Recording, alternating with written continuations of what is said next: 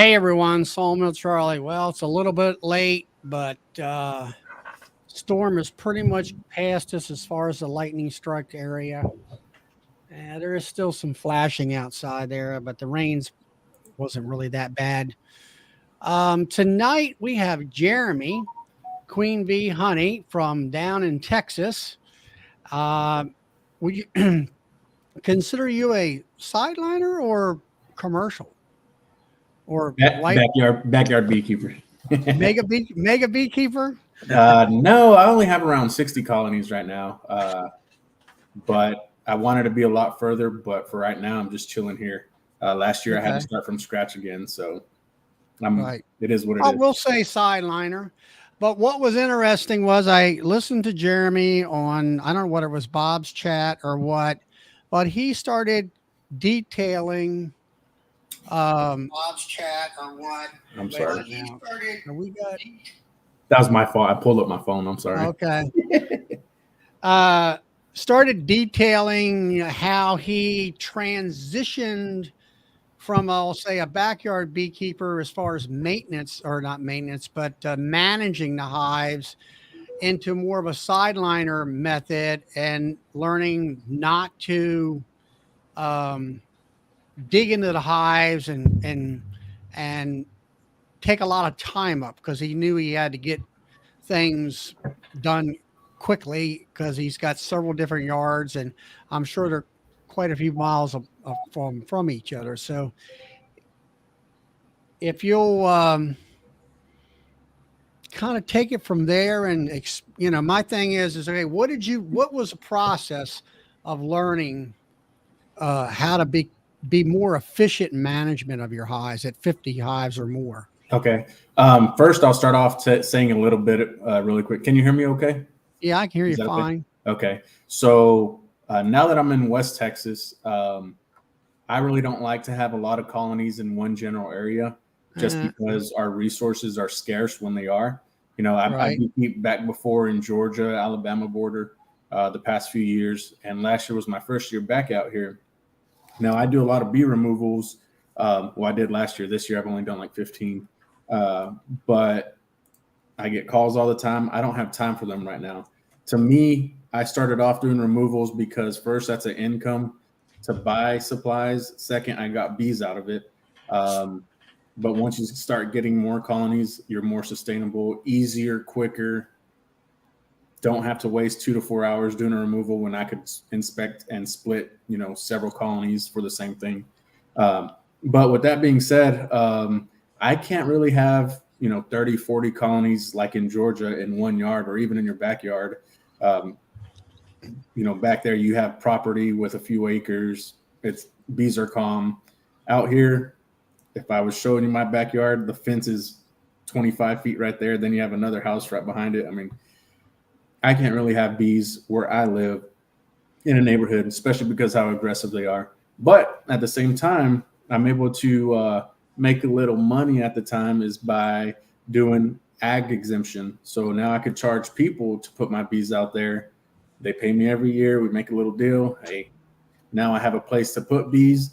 And with that being said, instead of focusing on one area, I've got bees 20 minutes, east, 15 minutes north, 5 minutes away in the middle of town where there's not really in the middle of town, but Now explain that the ag exemption. Now, is this on an actual agricultural farm or? so the state of Texas does have a lot of property. For the most part, if you're not in a neighborhood, most places, there's ranches out here with 25,000, 30,000 acres everywhere around here. Right. But you have a lot of small places with 5 to 20 acres that's considered, you could consider it homesteading or whatever. I don't know all the details with the ag, but to qualify for the ag exemption, every county has their own laws. For our county, you need one colony per 5 acres, but you have to have between 5 and 20 acres. So if you had 23 acres, you can only cover 20 acres of it and get a tax break. So you'd only need 4 colonies for that, tax exemption. Right. But at the same time, when I tell people, if they only have 5 or 10 acres, they may need only 1 or 2 colonies. I'm saying, hey, I'm putting 4 to 8 colonies on your property to make my trip worth it because I'm not going to drive 10 minutes that way for one colony, 20 minutes this way for two colonies. When Right. I'm trying to get big numbers. Now, the thing about that too is you only have to have the bees on that property for 6 months out of the year, which that helps me because I like pollination. I've got some pollination for watermelons. Now, this time of year, I'm moving all my bees to the cotton fields, which is about 20 minutes another direction. So that's where it started getting to where not really a backyard beekeeper since it's not in my backyard, but I had to start figuring out what was my goal. What do I want to do? Do I want more bees? Do I want to make money off of it? Do I want to focus on just bee removals, focus on just selling honey? Same thing is the genetics. Now I'm going to have to import genetics, try to make my own splits so I don't have to spend so much money buying queens or, grafting, everything like that. But it all came down to where, like I said, 115 degrees a few weeks ago. It's only been around 105, 110 lately, which is good for us in my eyes. It's better than 110. But with that heat came killing a lot of the wildflowers. Luckily, our mesquite blooms, and it bloomed again the second time, which was a great thing for us. But as I transitioned from last year to this year, I had to make the conscious decision to say, hey, my goal is to have 30 colonies going into winter, make a split to 60 or 50, and then 20 production colonies, split the rest. And depending on what I was doing, that's how I started to manage my bees. Like I said, everybody's different depending on where you live. I could overwinter a nook just fine because I could feed pretty much December, January, just fine. We have a few days of actual freezing, but that was pretty much it. We'd get snow for one day, and then that weekend it's 65 degrees. You could go into your colonies. I'm able to go in there if I need to, rob a frame of cap honey from another one to boost this one. I'm able to do that. Now that was what works for me in my area. I'm not saying do this for everybody depending on where you live. You kind of have to just read your bees and see how they're doing. But with that being said, I had to say, hey, I want 20 production colonies. I'm going to boost those, get those strong. The rest, I'm either going to split and not get honey off of them, but I'm going to get more colonies and grow. And that dictates how I manage those bees. So, Well, I guess what I'm saying is if you have, let's say, 30 production colonies and you're going through those colonies, right. and doing an inspection. I mean, there's one thing of just popping honey supers on, which in your situation, I'm sure they're deeps, not Yes. too many mediums. Everything's pretty much standardized deep boxes, 10 frame.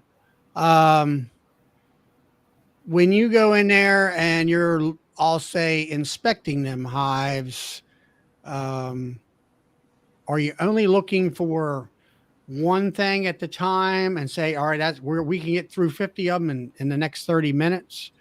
All right. So that's what I'm talking about. Okay. It's like people telling me, well, I can get through 30 to 50 hives in an hour, let's say, or something Right. like that, or 2 hours at the most. So And I'm like, how do you do that? right. Kind of with what I was saying is I could only really have 10 to 12 colonies per yard. So with that being said, if I'm going to go through all my colonies or even half the yards, because I've got one 20 minutes this way, 30 minutes this way, 15 minutes this way, I can't be slow. I have to just hurry up. Now I'll take my time more in the spring where I could actually say, all right, I need to give them more room. How's the brood looking? I've got drones. Now I know I could graft or make a split. But when it comes to nectar flow and actual single brood management, that's the thing. People think single brood management is you only have one brood box all year, and that is not true. You only have one brood box during the nectar flow. Okay. And I'll come back to that here in a second. But during the nectar flow, I don't even look in the brood chamber unless I see there's not a lot of bees or something piques my interest. I don't look in the brood chamber. So this year, from the second week of March, which was spring break for us, I didn't look in the colonies until July 4th. Now I kind of peaked Memorial Day, but they were still, bringing in honey like crazy. So I kept adding boxes until July 4th. So that was March, April, May, June, 4 months that I didn't even look in the brood nest. Now, with that, go ahead. Well, with that said, I guess you manage them prior to that so they would not have Yes. swarm cells? Yes. That's what I had. Um, they had lots of brood when I first started this spring. I put more honey supers on, and then of course I went back into the brood chamber and I found swarm cells. So I'm obviously doing something wrong here Right. as far as the preparation of that single brood chamber management. Right. So I'll say this as well. So right now, this weekend, I'm pulling the rest of my mesquite honey off, which I have some that are 4 or 5 deeps tall. Single brood chamber. The rest 4 deeps are nectar honey. I have to actually go in there and do some management before I put them in cotton, because that's single brood chamber for another 2.5 months that I'm not going to even look in the brood nest. So I'm going to have to go this weekend, pull honey off, and actually go through the brood chamber and make sure she has enough room. So if I didn't add enough boxes and they started backfilling and plugging up the brood nest, I have to pull those out. And luckily I have drawn comb, because the way I manage in early spring and even these nectar flows, I've been getting drawn comb like crazy. I have the, how would I say it? I have Resources. I have the resources to give them, pull those frames, or even if I'm going to make splits, I could give some of that open nectar to a split, but I'm going to make sure my queen has enough room. Another thing with that, this is a great time for splits this time of year for me, because I still have a nectar flow where I'm moving them. I like to equalize, say it's springtime. We'll just go back to that. It's springtime. If I have a strong colony, I don't want it to have 8 frames of brood before I put that queen excluder on, because they will swarm, especially if it's just foundation. You have to make sure they have enough room where they won't plug up. A lot of people, what they'll do is they'll go through the whole yard and equalize the whole yard.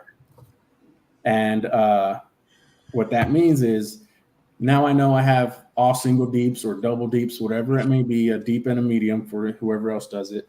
But I'm going to go through and make sure my whole yard is uniformed. That way, hopefully they all grow at the same stage, and I'm not having a triple deep here, a single deep here with the nook here. I want them all to be as uniformed as possible. Meaning, so in that springtime, let's say you have if you're going to have 10 frames in the brood chamber. Yes, sir. And let's say there's, I don't know, let's say there's 8 frames of brood in there. Are you going to take 4 of those out? Yep. Or are you going to split even harder? So it depends. So it depends on what your goal is. That's what I tell everybody else. It is, what do you have? How much equipment do you have? What are your goals? Okay. My time this year was, I wanted 20 production colonies, which I only went with 12. The rest, I said, you know what? Let's get numbers. But with that, let's say there, like you said, 8 frames of brood, and I say I know the flow is going to come, 2 weeks earlier, or it looks like it's a week later than normal. Then you kind of adjust your management there. Say, if normally I want 4 frames of brood in it, and I know it's going to be early. Okay, 5 frames of brood will be just fine, because by the time they emerge, they're going to start foraging everything and building up. Now, if it's further away, all right, well, it all just depends. They could have a little bit more time. They don't have to be. You're trying to prevent them from swarming, but get the other ones strong as well and equalized. Equalizing is huge for me. Doing the Robin Hood method. Now, there's certain times of the year where I say equalizing is not good. For instance, in the fall, why am I going to steal from a strong colony to give to a weak colony that's probably going to fail? If it's weak for a reason, why even mess with it? You don't have time for that. They say take your losses in the fall. So in the spring, right, everything's as strong as possible.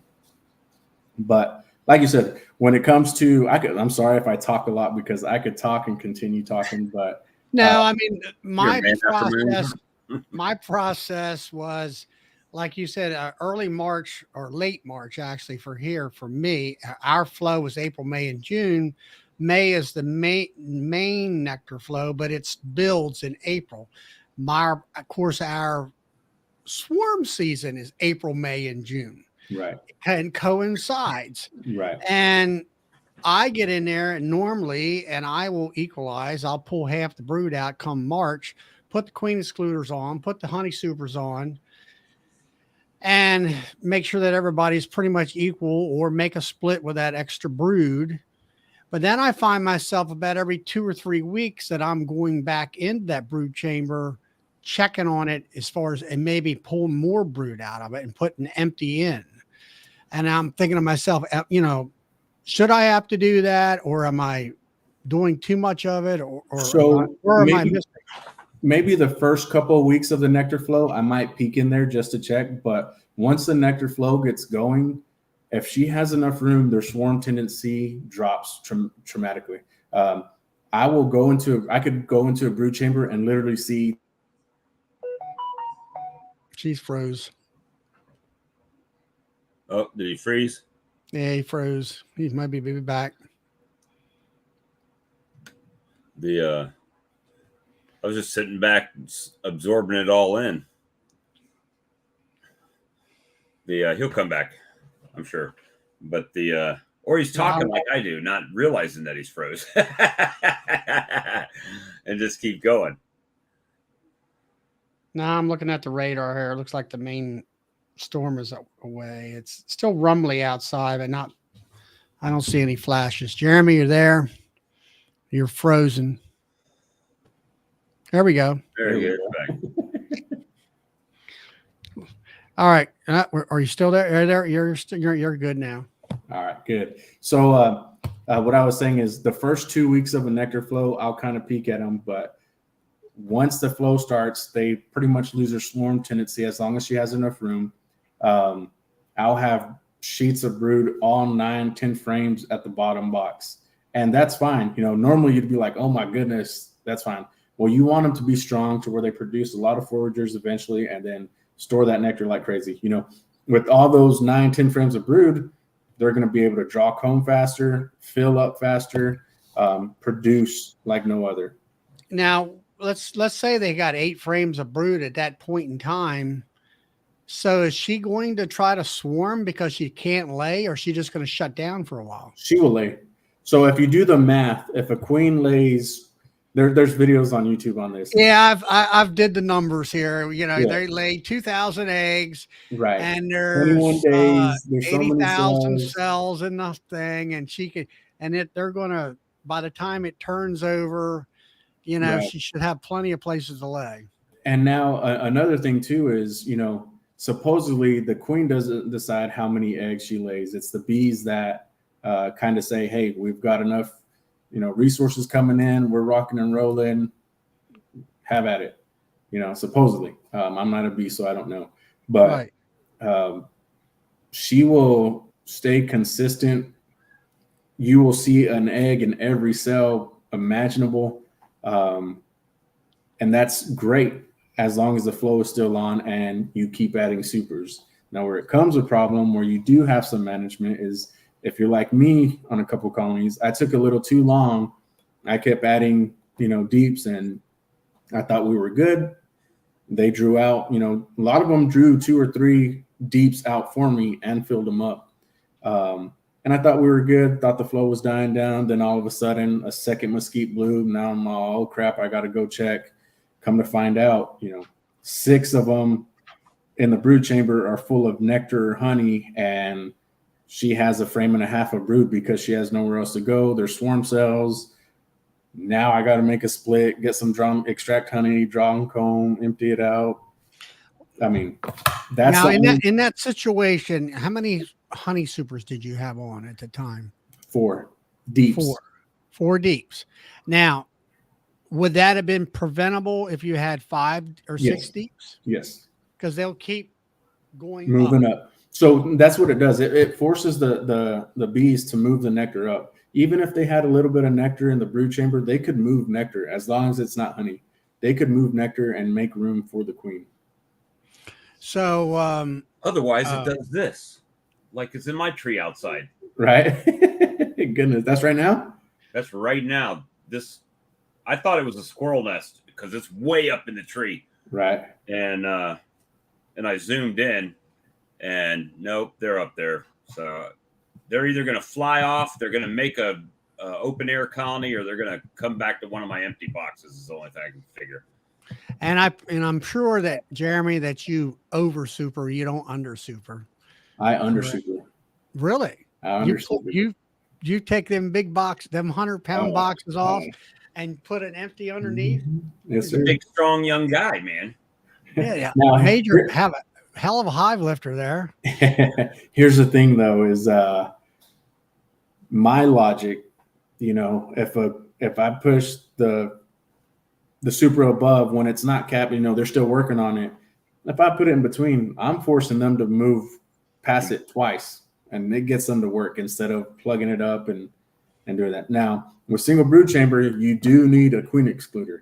I don't believe the whole, you know, a queen won't pass the honey barrier. I have a video on my page when I was in Georgia or Alabama. I was Alabama-Georgia border. I said, you know what? For the people that say it's a honey excluder, I'm going to test this theory, blah, blah, blah. They had a single deep, you know, or a single deep chamber, a brood chamber, had a full, you know, cap deep of honey, added, you know, continue adding to it. 2-3 weeks later, I go back, the very top third box on top or fourth box, whatever it was, had brood in it. And they say she don't pass the brood, the actual honey band, but that is not true. Queen excluders are a must on a single brood chamber. And Ian here says you need a high lifter. Did you see his video the other day? Yeah, did you see the skyscrapers Ian's been building up there? But the way how efficient those kids were, the way he manages them, picks all of them up, adds 2 underneath, puts it right back on top. I'm just like, man, they're just back and forth. And then Ian's telling his joke again over and over, and I laugh every time I hear it. So, but no, I mean, he had some hives there that had 5 deeps of honey on top. Yeah. That's just phenomenal. And I don't see how he keeps the hives from not falling over. Right. You know, I mean, you got to have some pretty darn good level ground there and all that stuff. Yeah, I'm hoping to get some. So here in West Texas, you know, we have dry land for the most part. A lot of stuff does not grow, but there's some fields about an hour and a half away that every once in a while they'll plant canola, and I'm waiting because I see Ian's videos and I want to go out there and put some bees on canola just to try it out. Yeah. Well, we were talking about that here. I guess it was Tuesday night, Bob, and talking about, you know, like with Ian talk, and I seen in the one video where it had capped maybe 3 inches down on one of the deep frames, and he said that's good enough for him. Mm-hmm. And for us to understand here and the rest of us in the group that with canola, it will crystallize right inside the frame. Yeah. Same thing with cotton. Is that right? With cotton? Yes, sir. So you have to get it out quickly before it does. Right. So a lot of people say, you know, it's infamous for being, you know, crystallizing fast, or a lot of people don't like to, or they like to leave it for the bees because it's pretty much a sugar frame when it comes to wintertime. Me, I'd rather extract and backfeed it with sugar syrup just because that doesn't crystallize. Because that's when I did last year when we did have a few cold snaps and I had 1 or 2 framers, you know, in a deep of bees. When we did have the cold, I had a few cases of the isolation starvation. You know, it's crystallized cotton honey on the outside. They had 1 frame of bees in the middle. It was too cold for them to get this. I'm not going to put sugar and stuff on top. I don't have enough cold for that. So I did have a couple of small cases of the isolation starvation with that. But yeah, I will backfill and steal every drop of honey I can. Mm-hmm. So you're under supering, and I would say that kind of really I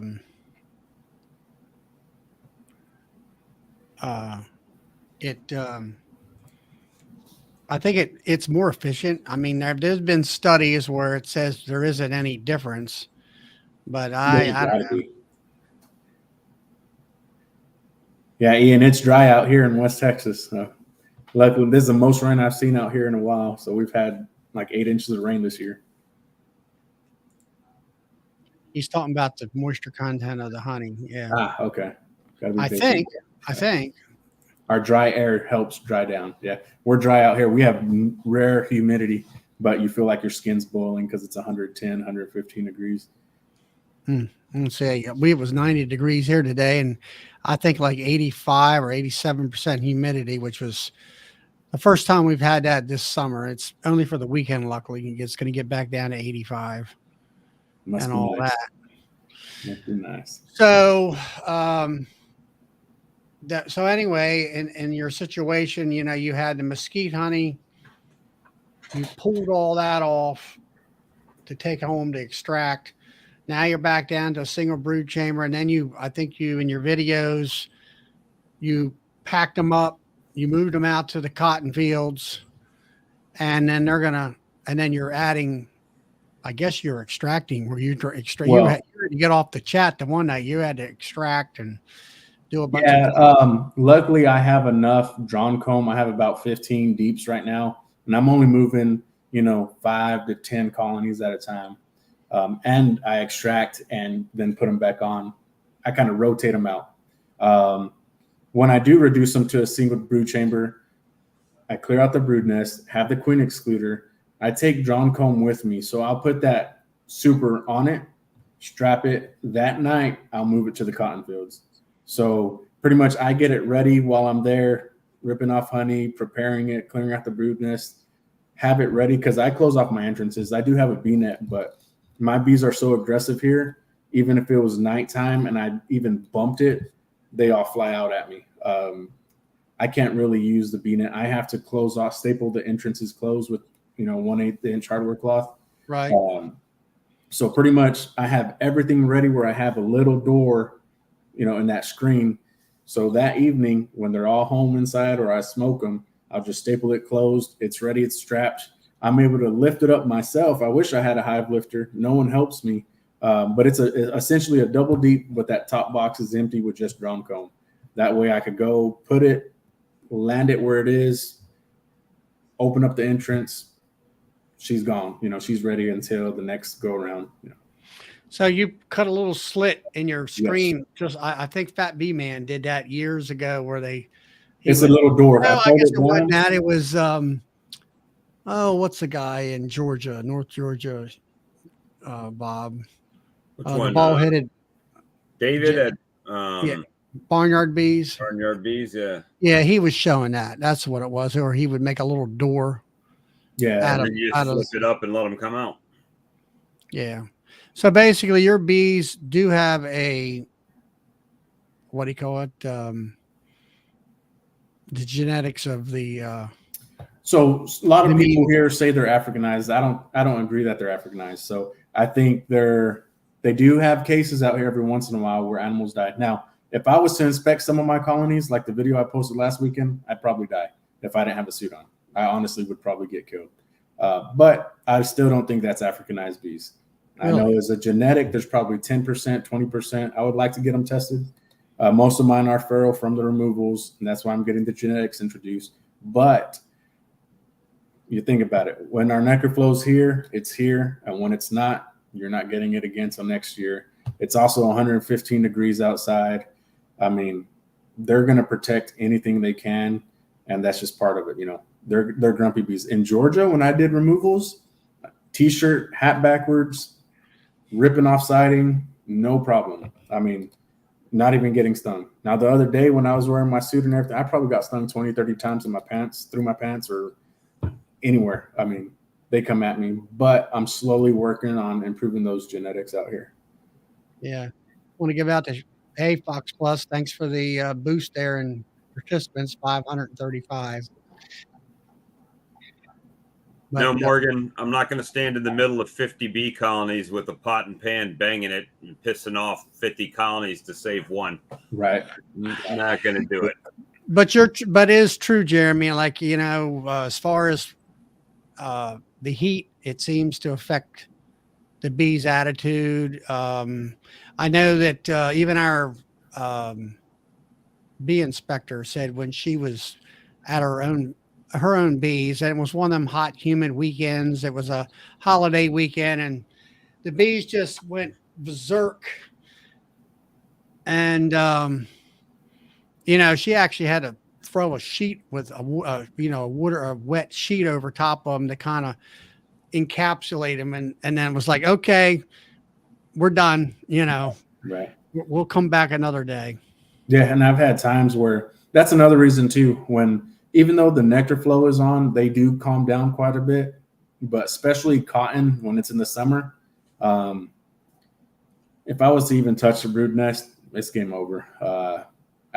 It's a little too much. So all I do is peek. All right, my top honey super, add another one, next one. I mean, I don't have time. I don't want to deal with the grumpy bees, but you did ask earlier too. Now, when I see something going on wrong, how do I go about being real quick? That's more of a spring management thing to prep. If I see a queen sucks or she's going downhill or spotty, I have no problem with just pinching it. And, that was hard for me at first because it's a queen, that's a colony essentially, but I'd rather get calmer genetics first of all, but second of all, luckily I have plenty of resources to either split off, make a new one, or with this colony here, make 3 or 4 splits if I bought mated queens as I'm improving my genetics. But to me, queens are no good. If I see any kind of issues, I literally have no time to worry about it, no time to baby it. It's all right, that's done. Almost a dead out. Well, let's say in a situation there where you say you pinch the queen off. So I know that you have one place close by that you can buy queens. Oh no, I have to get mine shipped. Okay. Yeah. Yeah. Or have you started raising your own queens and stuff? Yeah. So that's right. Cause you had some videos with nukes and stuff out there. And I'm sure that you have nukes waiting in the wings as insurance hives to drop into a hive like that after 24, 48 hours. Right. And another thing too, if I don't, for some reason, like if they're expanding too fast and I haven't made more splits, I look at it as now I have more drawn comb. Same thing with the dead out. Now I have more drawn comb. Before I'd be sad, but now I'm just like, all right, cool. Now I could add this box on top of this next box. Boom, they got more room, drawn comb. Unless it's a sickness or something like that, I don't have no time. We don't have beetles here, or we have very, very few, or they're not a problem.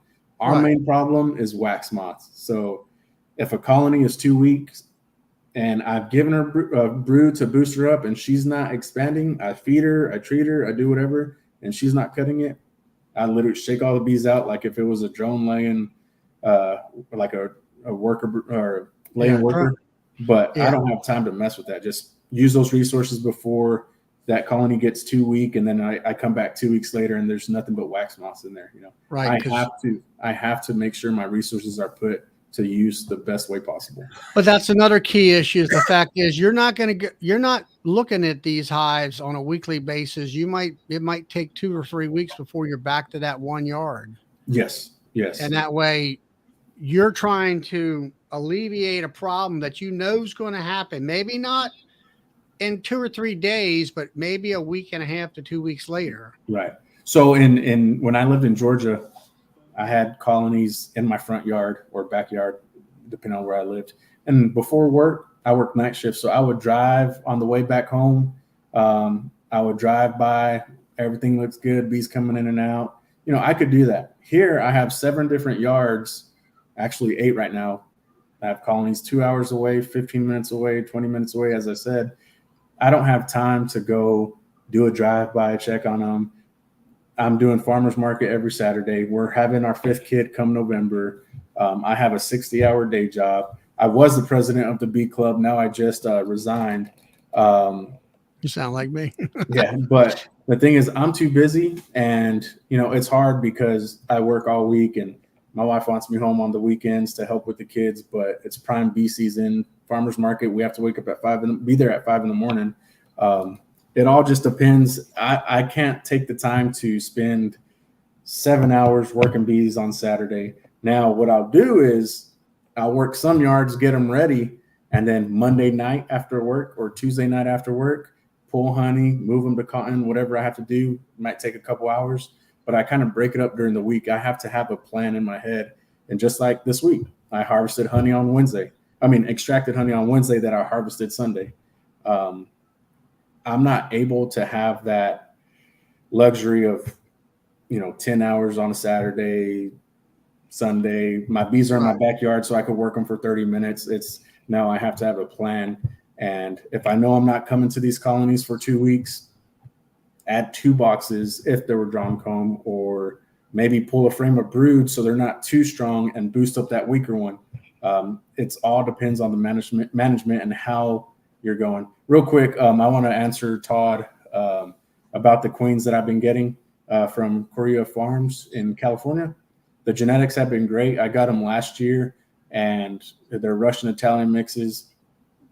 Putting a shameless plug out there, but I know some people have asked since I spoke about it. I get them for $25 a piece mated, and they have been great for me. It has helped with my genetics. My genetics, like I said, I knock on the box, they're literally rushing out like if they're absconding because they're coming at me. These other genetics and other places where I've imported bees or queens from, I'm able to pull up a frame. They're not flighty. I could push my hand around it and they're not coming at me. The ones now, I pop the lid. They're coming from the top, bottom, sides, wherever they can. Sorry, the family just got home. Yeah, I know everyone. Jeremy does have, he can't stay all night. I do know that. And he has to pack honey for his Saturday farmer's market and everything. So if anybody has any questions, go ahead and answer now in the chat. We can grab them and take care of all that. Right. So you're going to have, hopefully, I know I haven't gone super in detail about single brood chamber management, but one thing I do want to say is, I mentioned it earlier, single brood management is not all year round. Depending on your goals, I run all deeps, but after the fall honey flow, I build them up into double deeps. If possible. Now see you're like me. It's like the hives behind me right now. While the honey flow is flowing, I run all mediums. So I go from my winter configuration is 3 mediums, and then I drop them down to 2 mediums, which basically equals a deep.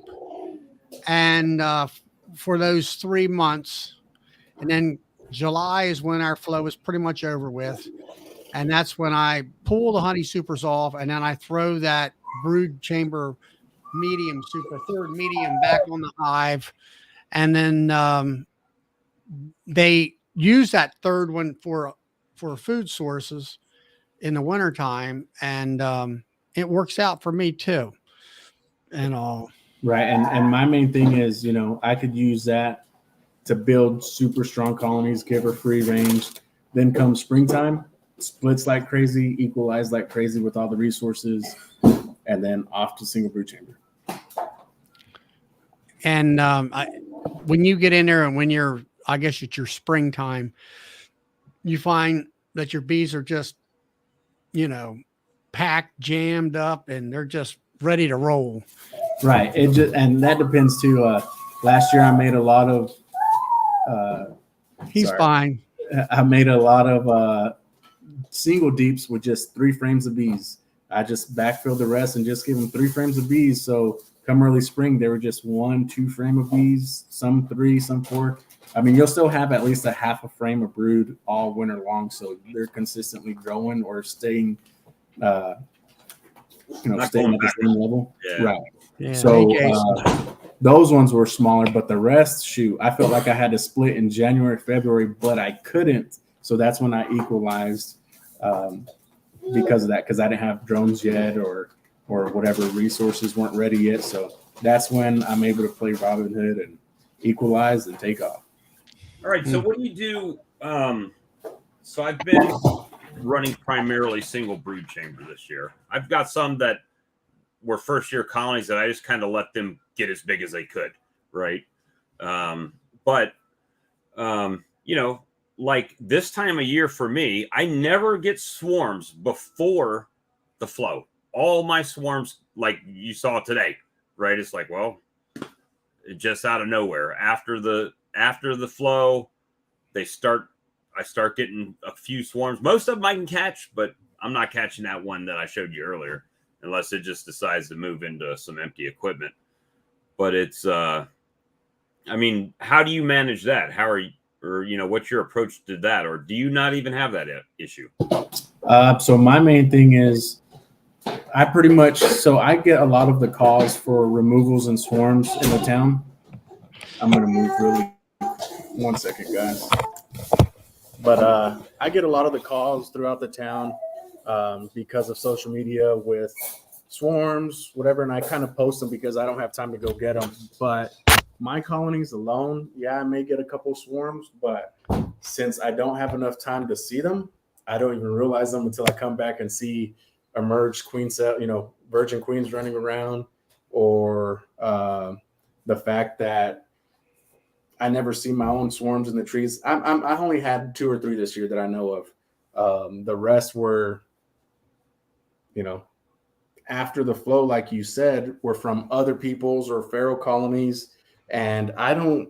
Yeah, I really don't know that that's my colony, because I walked around all of my hives, my production colonies, which had the populations in them. They still have bees going in and out. I mean, it's not like they're, you know, not chilling out on the front like they were and everything else. So I don't know for sure that's mine, but it's a, I don't know. It's an open air colony right now. That's all I know. I mean, they're. Yeah. And my thing is, if I do see queen cells in my, you know, in a colony, I'm like, oh, awesome. Now I could find my queen, throw her in a nut. Now I've got a split. Easy as that, you know, or 2 or 3 splits, depending on how many frames have it. But thank you, Jason. That swarm is, you probably could see the ball like right in that area in the middle. Use a shotgun. Right there. But I've got people across the street and down the road. That's the swarm right there. That one. So it's like, people are like, well, you can tang them in. Not in the middle of my not in the middle of my apiary. Not with, I've got some bees like you too, right? So they probably wouldn't care for it too much. Right.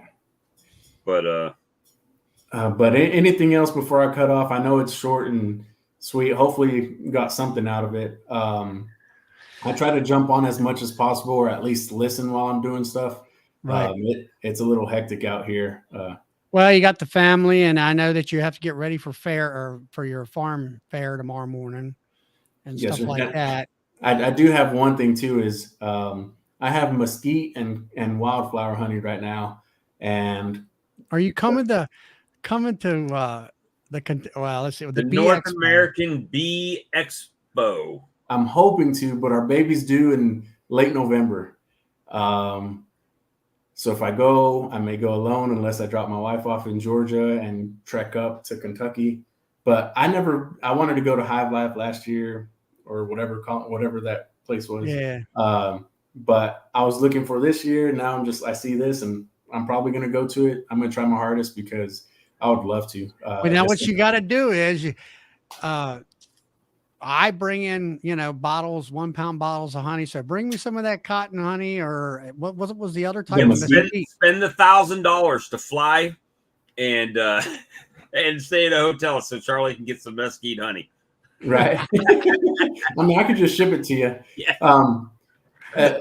No, but what was nice was that that's what's great about Cayman's honey convention is that it's a convention of YouTube beekeepers. Right. And we get to finally meet each other in person.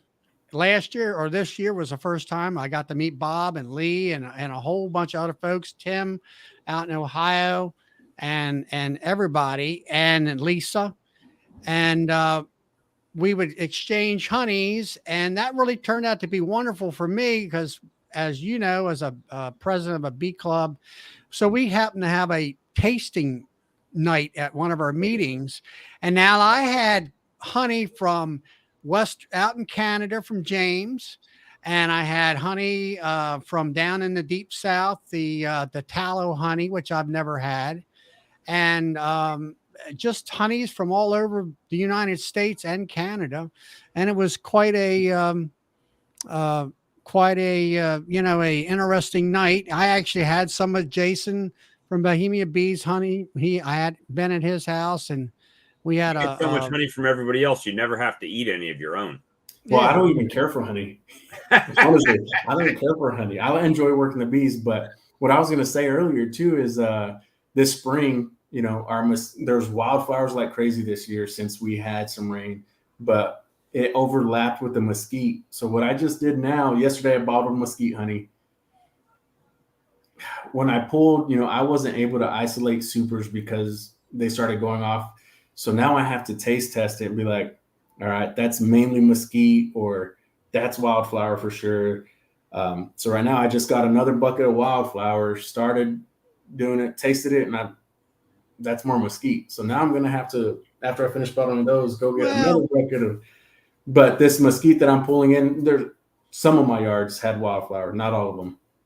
But like I just, you know, it's like with your videos, I've never seen a mesquite tree or a bush. Right. They kind of look like what was that? The tallow, kind of like a cherry tree or tallow, bloom. The fingers on them. Yeah. Thank you there, Fox Plus. You got some pesos. Yeah, I don't know how much that is, but divided by 11, I can't. That's like $20. Oh, thank you very much. He's helped me out get over the I think that's Filipino pesos. Monetary getting monetized and stuff. He helps a lot of folks out. Can I give a shameless plug for myself? Yeah. So, there you go, Fox Plus. Help Jeremy out. He's out there in Texas. He needs all the help he can get. I don't post many videos. I've been trying to lately, but I don't edit them. I don't spend time. I don't have time for that. But I have like 400 and something subscribers. If you want to see how we do it in West Texas in the desert and the heat, give me a follow. But. Yeah. Well, tonight we've got 1,000. Well, now we're down to 812. We were up to 1,067. Goodness gracious. That's awesome. So, all right, Jeremy, I'll let you go. And everybody else in the chat, I'll be putting up the link to pop in.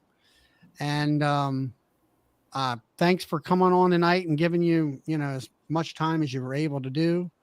I found it very interesting that we maybe were a great distance apart, but our management techniques are quite similar in some respects. Right. And everything and way we view things. So one last thing. So it also depends on your flow. Does it come fast and heavy? How do you manage? Give them enough room or not? Like this cotton flow that I'm having, it's going to be a trickle flow for the next 2 months. That's a great time to get comb drawn, boost smaller ones, make sure they have enough bees. The mesquite, that kind of comes for 2 weeks straight. And when it's there, it's there. When it's not, it's not. So depending on where you're at, adjust accordingly. Yeah, for us here, it's locusts and poplar trees. Those type of blooms bloom for, like you say, about 2 weeks or so. And there's a little bit of flow prior to that and after that. So it's kind of a slow build up, and then it hits, and then it slows down, So, and all that. But I've never thought about that, where how fast the flow comes in is also another way of managing, how putting that into the scheme of things about managing your hives and stuff like that. Yeah, because I didn't. I'm going to say one more thing before I leave. I keep saying I'm going to cut out, but okay. In the spring, I will, if I split back down to a single deep, I will give them a frame or a box of undrawn comb and feed like crazy. Get them to draw it, even if the queen lays above. 2 or 3 weeks before the flow, this is how you get a lot of good honey with capped or not capped, I'm sorry, but drawn out comb. Even if the queen lays on the second box, shake all the bees below, bring all the cat brood up, put the queen excluder. This is 2 or 3 weeks beforehand. All those bees will emerge. Now you have open cells of drawn comb above, and now she's forced to work at the bottom. and they start filling the top box with nectar. You've already got a drawn out super. The main thing is get as many drawn combs as possible in early spring, right after a nectar flow, and during a nectar flow. All right, one last question now with you stating that. So your honey supers, you don't just have honey supers designated only. It's That's why honey brood and everything. That's why, I mean, I do separate, in the nectar or during the honey flow, when I under super, all of that is beautiful white wax. Now, the rest may be some brood have been laid in there. So that's going to be separated eventually. But the reason why I run all deeps is because on the flexibility, I'm able to pull from the top, move to the bottom, pull from the bottom, move to the top, grab frames of brood, move it to here. Just like you, all mediums, you have that luxury of being able to be using a frame for this or that, move a frame of cat brood to this or that. I don't have that flexibility. Not now, but I'm working on it. That's the benefit, though. I mean, Jason from Bohemia, yes, he runs all deeps. I have two mediums just because they were drawn out.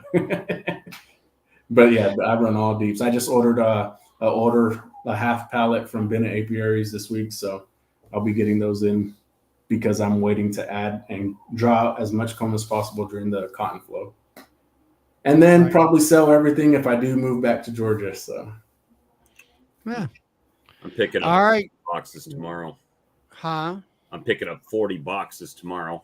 So well, I'm going to go ahead and continue to watch y'all, but we've got dinner and about to fill up some honey bottles. But everybody, thank y'all. Jason, everybody else in the chat, Todd, everybody, Tim, Hannah, everybody that I've seen, Miss Lisa, everybody, y'all have a good one. And thank y'all for listening to me ramble for a bit. So thank you so much. You have a good one. See you later, Jeremy. All right. Thanks, Jeremy.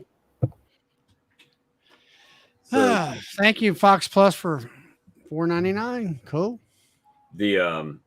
So I mean, I'm working towards what he was saying as far as the deeps. Like I did that on a couple colonies where even the queen, like I had a double deep and she was only laying in the top. They weren't working the box on the bottom. So I did that, and same thing. And I did it with mediums too, right? So if she got up into the medium super and they had drawn it out and she had laid it up, I just shook all the bees back down the bottom, put on the excluder. You got to wait. I mean, you got to wait for the bees to hatch out of the super, but then they'll fill it up. Yeah. All right. Well, I'm going to go ahead and drop the link for the StreamYard. Anybody wants to come in and all that. And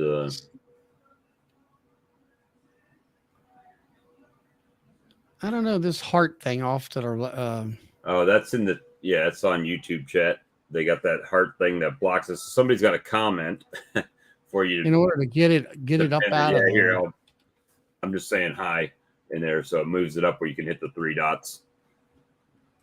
There we go. Now, all right. Yeah. Now we're pinned. All right. If you're coming in, just remember you got to mute the YouTube chat, otherwise you get a loop. And it echoes. All that. I know Tom had asked what we were going to do. But I wanted tonight to get Jeremy, as you might say, I forgot to put it in the notes that he was going to be a special guest. I did it late last night and was tired. Well, you did say it Wednesday night when we went live. We talked about it. So a lot of these. Jeremy, I just found him to be quite interesting. It's kind of a new, fresh voice on the chat and in our community here, and all that. And Jason from Bohemia, if you want to come on in, I know that you're doing pollination with trailers and stuff like that. You're trying to get into the sort of you are more of a sideliner, but Pennsylvania Beekeeper 728. Well, thank you there, Darren.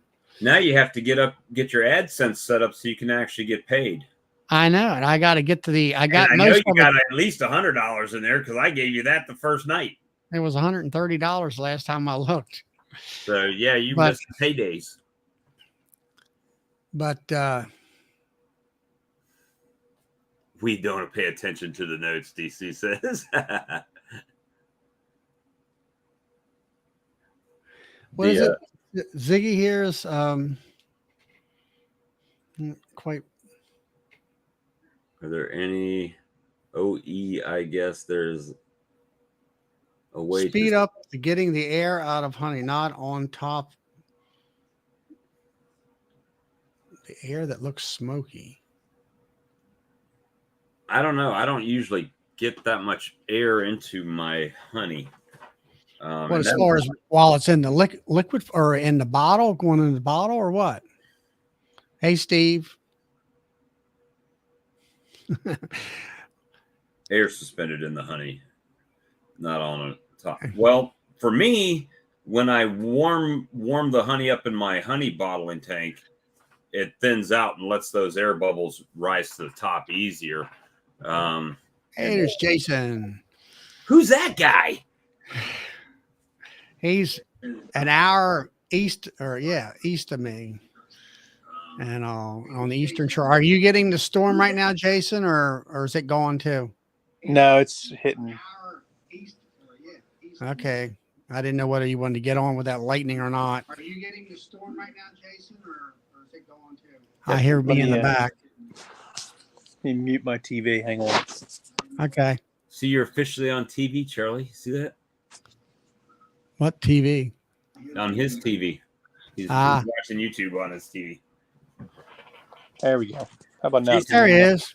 Don't look so excited, bro. I'm tired. I'm perpetually tired. That's all I do is either bees or work or bees. So what's new and exciting on the eastern shore of Maryland? We're still harvesting. I can't believe that I say that because I usually am trying to be done before the end of July, but I still got a bunch of boxes out that I got to go get. I know. I watched your video there. You bought a lot of Apame hives, and you've been outfitting your pollination trailers with those units. Yeah, that's a project that I've been doing. I'll talk. I mean, I can kind of give you a rundown of what I set up. I worked an arrangement to try to get some testing done on those trailers with the Apame rather than the traditional wood equipment that most commercial pollinators or sideline pollinators use. I want to see how they kind of fare through the growth process. We've got them from nukes to 10 framers to going out on pollination and then seeing how they overwinter, just kind of that whole life cycle. If there's any benefit with the Apame, as we know, the R value is pretty good. So, well, that and it's easy to lock them up because they got a built-in, gate closing system on it and everything. That's definitely that's a big time saver. You are absolutely right, Charlie. I'll tell you, that's the one piece, unless you have set up where you've, so I'll say a lot of commercial beekeepers either running pallets or if they're not, a lot of the bottoms are screwed into the deeps or screwed into the high bodies. So they're attached in some way so that it makes it easier to move and transport. But the Apame, that's what I like about it, is it's got all the latches. They're not little junk latches. They're great, strong latches. So you can really kind of close the whole thing up, shut the front door, pick it up, move it, whatever. Now, one thing that I seen, of course, now you're doing pollination, so I'm sure you're going to get some nectar out of that.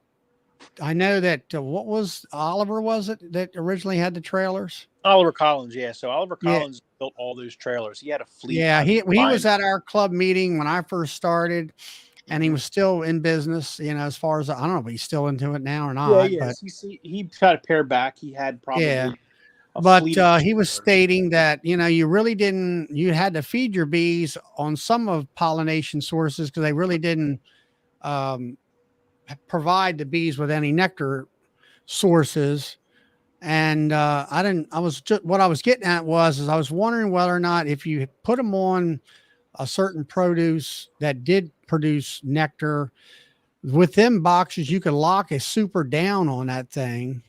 Everything's lockable, the brood chamber, the honey super. If you put one on for the situation and you got your lid that's locked down, and I'm not sure how they're tied into that trailer, but it seemed like you could pick up and go with a super on without worrying about them being blown off or anything like that. I guess you're locking them with a ratchet strap.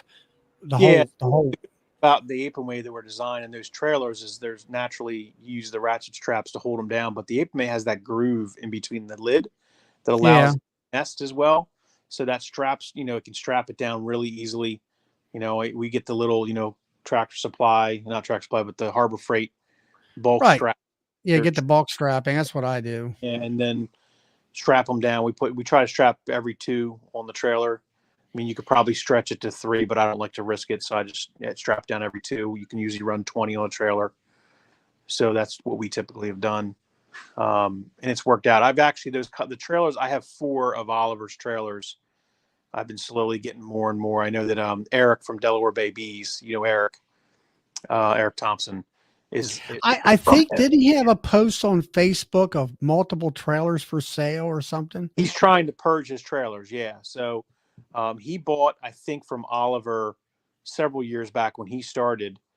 I'm going to say about a dozen or more, maybe more. I'm not sure how many. Yeah, but I think he posted on Facebook. I was actually going to contact you. I'm figuring, well, you already probably know about it. And yeah, I've already bought several from him, and he had like 5 or 6 of them sitting there. Yep. I said, well, they look just like yours. They are. Yeah, they're Oliver Collins built them, and he built a lot of the base equipment that I've been using. That works real well with the trailers, the high bodies and the bottoms and things like that. He also has a nice lift, hive lift with cart that I've been using to help move move them from trailer to trailer, move them from the ground to the wherever, that kind of thing. So I don't have to lift them on and off the trailer, which is real nice. So it's manual, but it works. Well, now you say you had a hive lifter that he had built to put the hives up on the trailer. Yeah. So it's manual. It's a manual crank, but he designed it, built it specific for those the style hive bodies, really with the cleats on the side. So if you have a hive body, you put a wood cleat on the side, and it's designed to fit right around that hive body, the 10 frame hive body and the cleat, and pick it up. I've never done a video on the cart per se, but I've done a video on the trailer that I've never published that kind of gets into the design of the trailer, but that was before I had gotten them refinished. So I'm slowly getting them sandblasted and repainted because they're just old and they took, some beating. Well, so you're in an environment over there where you do have a lot of salt in the air, really, and that will rust it up pretty good. Yeah. But they're durable. They work real well. The only caveat is that they have walk planks in the middle that you were supposed to kind of walk down the plank to work your bees. I never do. I work them from the front, which is kind of a pain in the butt. As you know, working bees from the front is not always good, but it's usually like the front side kind of thing. So that's the only disadvantage of those trailers. If I had to design it differently, I would have made a way for be able to, swing an arm out so that I can work them from behind and swing the arm back with a few hives on it. But I think that's, kind of complicating the process. Right. Yeah. Brad there from Cajun, he's got 6 or 7 of the Apamaze, the nuke hives, and 6. Let's see, I have 6 of the 7 framers. And I think that's what to have a couple of those 7 framers on hand, just to have 2 or 3, even just if you're a small beekeeper, mid-sized beekeeper, having 2 or 3 of the 7 framers, they're fantastic for catching swarms, because you can go to where the swarm's hanging on the branch. They're just big enough to get it, unless it's a massive swarm, and then you got to act accordingly. But if it's a decent sized swarm or a mid-sized swarm, like many swarms, you can come up behind a branch, shake them into that apame, lock them in, let them settle down, lock them in, and take them home real easily, than having to have to tape the box tight and put in your trailer, dropping it, all that mess. So if you got any honey off of them pollination trailers, that I'll say it's sort of unique as far as. Yeah, so I don't know what we're going to get this year. We were on strawberries and watermelons last year. I don't believe that we got anything off watermelon, because you really don't have a lot of nectar on watermelon. We sat in a lot of acreage of watermelon last year, but strawberry, I sat in a couple strawberry fields early on, and I got some lighter honey from that, which was nice. Now, Alex, he's interested in that because he just put a bunch of hives in the strawberry fields up there in Quebec. So we'll see how that works out for him. Yeah, it's a lighter honey, right? It's an early honey, right? So, you'll be pleasantly surprised with the taste profile. But it's pretty good. We had one of my members here in the club in Harford County. He has some permanent pollination hives here at Hopkins Produce Farm, but I can't remember what the product was, what plant it was.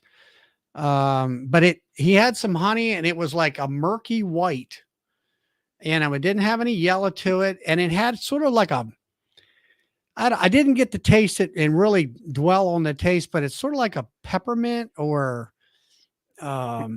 sort of a tangy taste of that thing. There's I don't know what time of the year was that, Charlie?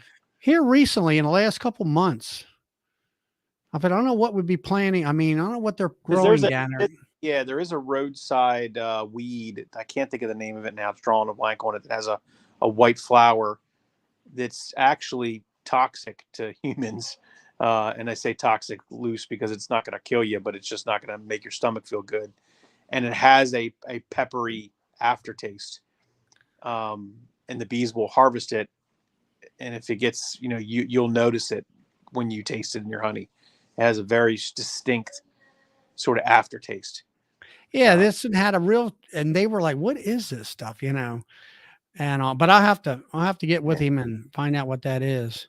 It has a linden. It has a minty taste. Yeah, yep. I guess it's kind of a minty taste to it. I don't know. It might be mint. I mean, it might be because mint flowers, and they'll harvest them. And bees will work mint if it's a large amount of mint. Caffeine. Right. There's a lot of that out there too. If there's Tom. Hey, Jason. Hey, Charlie.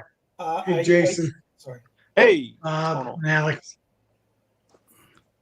Hey, Jason. I Googled up the taste of honey from strawberry, and it says it tastes somewhat like burnt caramel. Is that true? So I blend everything. I yes and no. I can say with partial confidence that it has a little bit of a candy taste to it. Yeah. I always feel like it's like a cotton candy taste to it. That's my taste buds though. Which is kind of cool actually, but unfortunately I don't keep things separate. I blend it, and because I don't have the capacity. I mean, I want to get a couple more bottling tanks to be able to take distinct harvest frames and bottle a light, medium, dark kind of thing, and be able to do that separately. Right now I can't. I don't have enough space and equipment to do that, so a lot of it just gets blended together. But yeah, it does. If you stick your finger in it, it has kind of that. I coined it the cotton candy taste, but it's not cotton candy. Probably maybe is more of a what you're describing. Yeah. But that's so are you moving? I know that Oliver stated that he was running bees at nighttime all the time, going from field to field, or is that what you're doing too? I don't move anything during the day. It's all at night, red light, basically hook the trailer up and go lock it down. And that's the beauty of those trailers is with pallets. I mean, you got to pull like commercial scale pallets, you got to pull something to pull your lifter, your bee truck, things like that. With those trailers, the limitation is you can't get as many, and there's multiple trips that you got to make if you want to put multiple trailers in various locations. But you can bring 20 hives. Now you can probably strap a few more hives on there to max it out completely if you really, really wanted to. But from a weight perspective, it's a single axle. So I think 20 hives with supers on them, I think is enough weight to put on them and just kind of pull them. So yeah, I'll go down and pick them up at dusk when the bees are in, and you can close them up. And the one thing you have to be cognizant of is you're coming back. I was picking them up last year, and I didn't close all the entrances up on them because they were fine. They were all in the hive. They weren't really bearding. They were good. And I needed to stop to go to the bathroom and get gas. And of course, you pull into a gas station, and it lights up. I mean, they light. Yeah, the bees are like lights, boom, and they want to come out. So you come out of the bathroom, and there's like a bunch of bees up by the lights in the gas station. You're like, shoot, should have closed those up. But that's just, you don't lose that many. They'll just a few, maybe a couple hundred out of all of them. But there's several thousand. Yeah, so it's funny. Yeah, that's something like what the rooster would have down there in Louisiana with all them bees at them truck stops and stuff like that. Yep. But no, but Oliver would talk about, spending all night long where, like you said, he would move one trailer from this field, and he wanted the bees to be so many 100 yards over in the same field, but he couldn't do it that way because they would go back to the same spot. So he would have to swap trailers from one field miles away to this in order to move them over in the same field. I say, man, that's a lot of work. Well, he's running. Keep in mind, he was running probably, from my understanding, he had 100 trailers or more, and so he was doing that in that area. It's that kind of the Preston Hurlock area and surrounding. I mean, he still is to this day. He still has probably the majority of the contracts down there. Right. There's a few guys from Virginia that came in. They were doing some contracts down there. I helped out last year and helping out a little bit here and there this year. I didn't have enough to necessarily make a lot of dent in. I'm just kind of letting Oliver do his thing. I don't want to step on his toes. And if he needs help, he needs backup, then, I let him know that I have hives, and such. I don't want to go down and start plucking off. I do have a couple individual contracts that I've acquired my own that don't use Oliver. They're smaller, right? They'll take a trailer or something like that. So, right. Well, there's only so much time in a day or even in a night too. So, yeah. And the thing I like about the small scale pollination, and I've not done a video on this part of it, but the business side of it. And a lot of people have asked, they're like, well, how much you get paid? How much you get paid? It really depends on the crop. It depends on what the hives are valued to you. I would say on average, $100 a hive is anything over 6 weeks. $100 a hive is fair. And that's what they'll typically pay you to do that. So naturally it's cheaper if it's only 3 to 4 weeks, right? It's 6 weeks, right. For every, few weeks past that. It's really what they're tied up. If you have multiple flows that are overlapping each other, or you want to be on this crop, or you have a contract. And I'm learning a lot of this stuff from Eric at Delaware Bay Bees, because he does a lot of local pollination, but he does it at a larger scale. And he's moving bees down south as well too. He used to go to California. He doesn't anymore, for obvious reasons. I think a lot of people are. And there's just a lot of competition, and your bees have to be so clean to get into California. I mean, you got dirt on your pallet, and then your bees are sitting. And Jose can tell you all this stuff. I mean, that, and I forget, somebody else was talking about that. I guess maybe it was Bruce, where I've been out there where even the campers and stuff, they have the checkpoints where they come in your motor home, and they will look in your refrigerator, and if you have a head of lettuce, it's going over into the dumpster. They won't allow it to go in there. At least they did that 30 some years ago or more. And then same thing with the bees. If they find some kind of a larvae there and they don't recognize it, you're going to sit there with the tractor and trailer. And then you got to, well, if you got clumps of dirt on your pallet, they won't let you get. They don't know what's in the clumps of dirt, what kind of insect, what type of thing is coming through. Yeah. So they're very particular about how clean they are. And again, you should have good quality, clean bees anyway. I mean, if you're going to move them across, it's bad enough that these bees are sitting on acres of a single pollen source and nectar source for X number of weeks. It's not good on them. It's sometimes very stressful. So it's, you got to keep clean bees and keep them, Right. So. And, they would have to sit there and take water and try to hose them down and all that, as far as, keeping them cool so they won't die. Thanks. That's Ian. Thank you, Ian. I think I'll have to credit Fox Plus on that one. But anyway, maybe we can talk you into coming in one night, be our special guest. There you go. You and Brad and James, the Canadian three. Jump in with the Canadian flag hanging behind me, just so I'll send it to you, Charlie, so you can hang it up.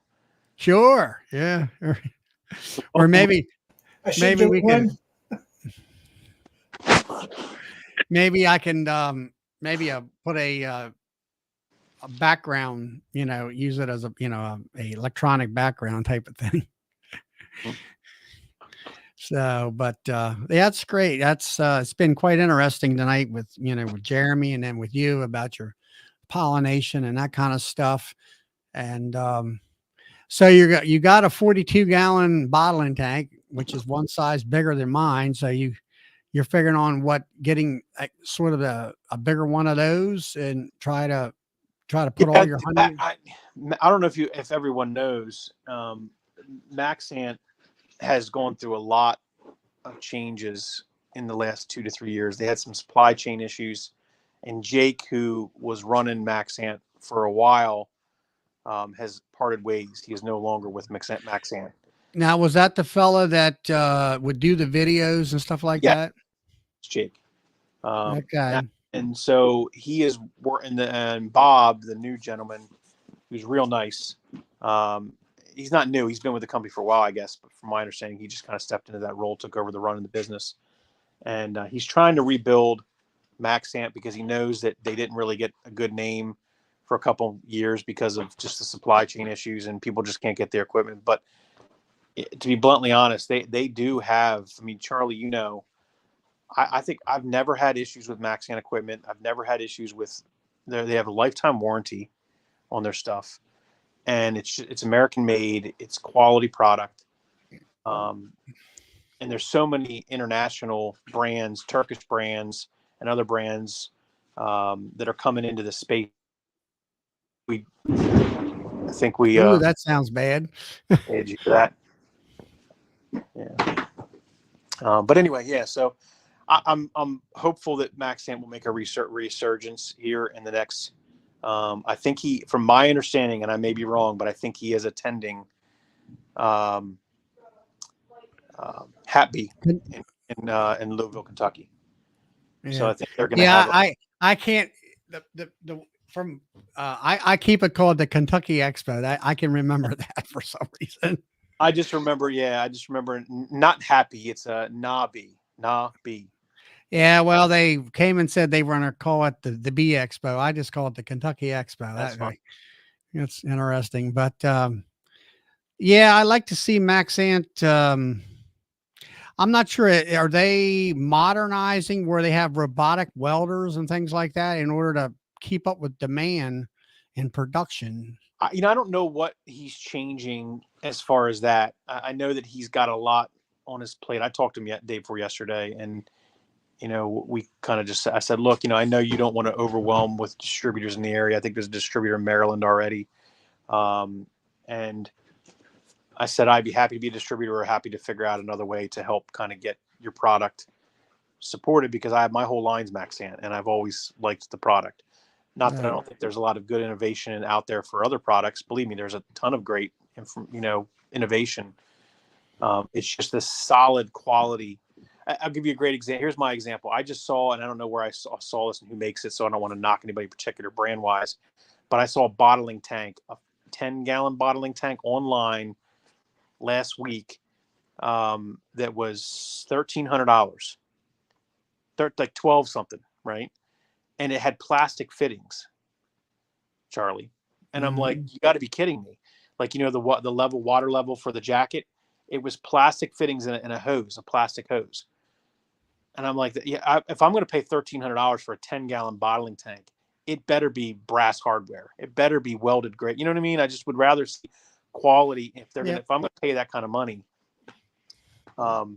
It just was. Yeah, I'm very satisfied with mine. I got the the one size smaller than yours, which is a 25-gallon. I think yours is 42. And if I did it again, Charlie, I might grab 2 or 3 smaller ones and not. 42 is not this big. There are 2 bigger sizes than the 42, but honestly, I think a little bit smaller and have more than them, so I can separate honey. Yeah, I think that's, if I did it again, I might do that. Now what I'll probably end up doing is just getting another 42 or getting a 25 like yours and have that for maybe a light early harvest and keeping the 42 for the main blend harvest. I don't know. So, yep, we'll see. But so Tom, what's up with you? What did you get all your honey extracted out of them 25 hives? Yeah, I'm done with that. I made a new label for my bottle. It's not coming in very good. Hold up there. Let me see if I can get it up there. There you go. That looks good, man. Let's see what we can do. Remove solo outlet. There we go. There we go. Yeah. So, yeah, we got to have our address in Ohio and weight in both in metric and US. So, yeah. Well, I had a question. Here we have to have the address. I don't have it in metric. I just have it in English as far as I'm concerned. Charlie, I had a question on that address thing because I see a tremendous amount of Maryland beekeepers that do not put their address, and some of them just put the city and state. I'm not real sure as far as exactly what you're supposed to have on there. Ohio states full address and no PO boxes either. To my understanding. Yeah, I would prefer to be able to, if I put an address, I would prefer to put just city state, right? Yeah, me too. Come find me. But sometimes, I'll ship honey across the U.S. or I'll I'll put a couple local stores, as you all know, and people buy it. I don't know who's buying it, right? And they got my home address. It's and that's one thing that I guess they could look it up. It's not that big of a deal to find it, but I do put my cell phone on there. I said, just call me if you need it, type of thing. I like the QR code setup, which was really nice because you literally, it's an interstitial. When you scan the QR code, it takes you to a page that allows you to have your YouTube channel, your Facebook page, your store, your Twitter, whatever you have. And they can check whatever, they click on whatever they want to go to. I just think those QR codes are neat. I haven't gotten that. That's a good idea, Jason. I need to do that. Put that on the back. Yeah, and you know what you could do, or just do a little, if you're doing a label on the top of the lid or something like that. Yeah. Sticker with a QR code and say scan here, and then they scan it. And I'll try to find, if you remember to reach out to me, like PM me somewhere on like Facebook or something. I'll try to find the platform that I'm using because it's very, very affordable, and it allows you again to customize. You can basically redirect people from one QR code to whatever like a menu that pops up on their phone, and they can pick whatever they want to go. Like say they want to go to your website, say they want to go to your YouTube channel. They can choose what they want to do with a click of a button, scan of their phone. It really works. Sounds great. Yeah, because I hope to have my website up pretty soon. Yeah. Now, since all the extracting done, I should have some time. You never have enough time for everything. That's for sure. Someday I'll retire, maybe in a year. I'll have a little bit more time. Yeah. We have 2 Virgin Queens emerged today out of 5, which are just backups of my other 8 that took mating flights earlier this week. That I'll be checking Sunday probably, see if they made it back. So I'm trying to replace all my queens after the summer solstice, so I don't have as much swarming next season. So I'm basically working 2024 now. That's a good strategy, man. Yeah, Jeremy said they got to have the address, but if you look it up in the phone book, who uses a phone book? What's that? What's a phone book? And we're good. I don't even think they have phone booths anymore. And only in West Virginia. We went out through close to where they have the big satellite dish, I guess you call it, the one that shoots up into the stars. And out there, they're not allowed to have internet, wireless internet and things like that. And we went, and of course, your cell phone, you can't have towers out there within so many square miles of this thing. A radiological telescope, I guess is what you call it. And we went through this one little crossroad of a town. That's all it was. And there was an original CMP telephone booth. Wow. And it was up and running, with the slot, with the accordion door on it and everything. And let's see, somebody else is coming in. We got Phil from Texas. Hey guys. You driving, are you, Phil? I am driving. I'm Hey, about Joey. to. Can you hear me? Okay. Yeah, we can hear you. Okay. I'm about to pull off the interstate and check on my one retail station. I haven't been here in 4 weeks. I hope they ran out of honey. We'll see. Thought that might be fun to show on your live. That me, it's at a liquor store, and the first time I checked back with them, they had sold like 5 jars. He didn't want me to leave much, and they still almost sold out. So I left him a case last time. So it's been 4 weeks since I've been here. So I'm about to see if they sold any more. Never thought about going to a liquor store. There's only 2 little businesses in this town, Richland. You know, the name of my company is RTX, and it stands for Richland, Texas. So that's where most of my bees are. So yeah, I'm pulling in here. I'm pulling a big trailer with the 4-wheeler on the back. I don't know if you can see out the back. Yeah, I see it. So So I gotta what's that? figure A out liquor store? You got a liquor store and a burger store. That's what's the 2 places there. a liquor store and a convenience store. Here, I'll turn around. There's Yeah. the liquor store. I got to figure out how to pull this trailer in without blocking people. I'm just gonna pull way behind them. Hopefully they'll see me when they back up. So you see that on the sign there, local honey? No, not quite. No, all I see is it's bright whites. It's probably hard to see. I'm hoping that. They're gonna allow you in there with that camera. Yeah, hang on a second. I'm worried that somebody's gonna back up and not realize I'm here. It's a small town. They're not used to having a trailer behind them when they back out. Especially when they're coming to the liquor store. You can't ever tell how much they've already had, right? Oh, I'll be back in a second. I gotta get something to drink. What you eat, Bob? What's for dinner?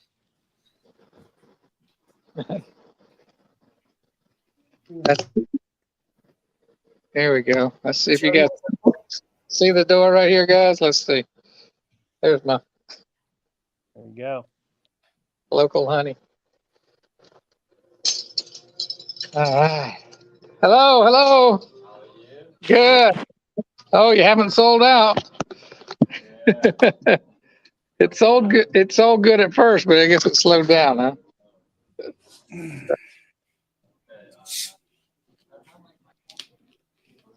It's 75 for me and 25 for you as the split. But the big one's not selling, huh? Okay. Here, guys. I'm actually on a live chat with guys from all over the country. So, You're supposed to use that honey for shooters. yeah, I got mixes with it. Can you guys? There's my little thing. Set up. All right, well, I'm Yeah, gonna do business with him and maybe leave him some honey. I might jump back on with you guys. all right. Catch All you right. Catch you later. later. Sound like he's doing a consignment. Is that what you guys caught? 25.75 consignment. So he basically just stocks the shelf, and the retail he'll keep a percentage of the sale. Is that what he's doing? I guess That's what it sounds like to me. I do wholesale for the most part, or try to wholesale, so I don't have to go back, and it's on them for the transaction, the advertising, the doing the product at wholesale, and then they I do the same thing, Jason. Basically wholesale. yeah. I mean, I thought about Have but it's just easier. one of the best Yeah. places I sell honey is actually a garden center. Oh yeah, that makes sense. Yeah. Yeah, we get the Yeah. coffee, and there's a place here in Elkton called Fresh Source Market. I don't know if you know that Oh one. yeah. But Fresh Source Market does all the microgreens and all the locally grown and meats and cheeses and such, and that's where I wholesale a lot of the honey. And then I'm usually I'm in a boutique store, which is really kind of strange, but that works out well. People go in there to buy different types of boutique type stuff. And then I have another gentleman who does it. He's like a meat butcher guy, and he sells it as well.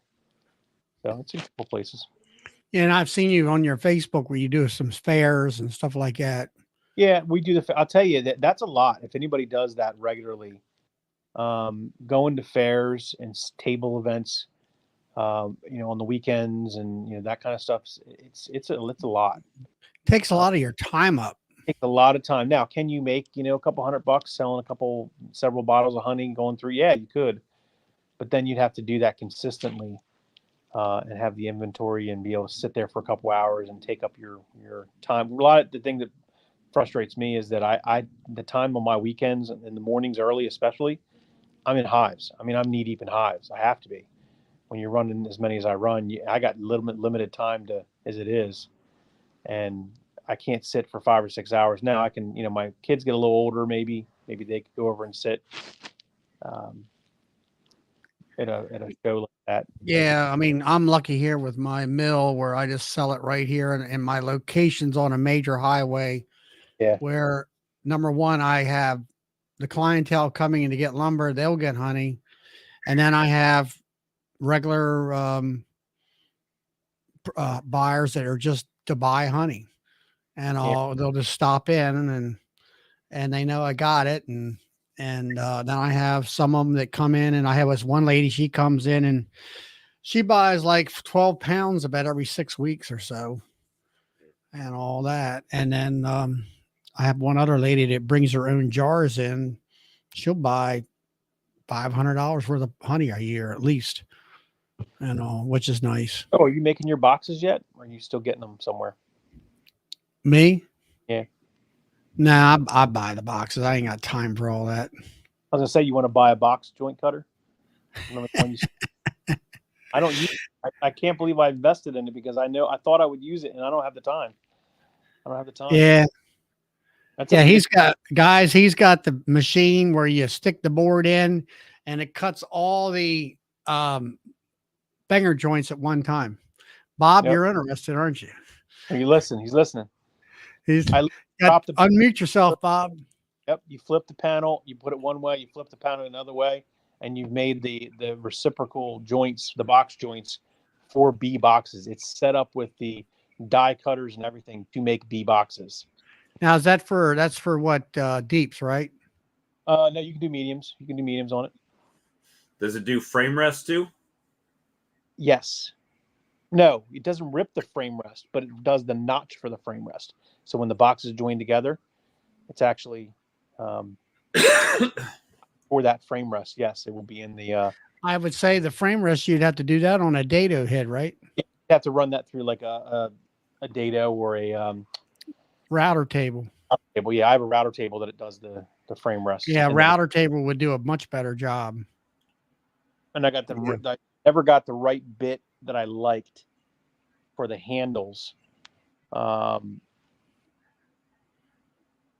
So I just been using the one I have and then sort of stopped. Yeah.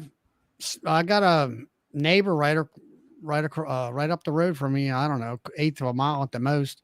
And he's a carpenter and he made his own boxes. And he made a jig where you just put the plate on there with a hole, and the outer edge is what the handheld router follows. Yep. It's one of them small little handhold routers, sort of like an overgrown Dremel, and he went like that, and it makes a nice rectangular handhold, and he did a great job.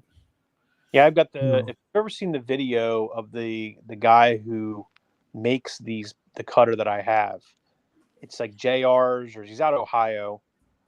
The guy that sold me this one, he actually has another router, a Grizzly router, I believe it is, and a specific bit that's a stacked bit that makes the handles the right way. And he has it set up so it's a production line. You can literally drop boards in, cut the square, drop them, bring them over to the router, stand-up router. And that's what I was doing, but I'm not doing it in a production line. I was doing a lot slower than that and make, a few hundred boxes or whatever the case.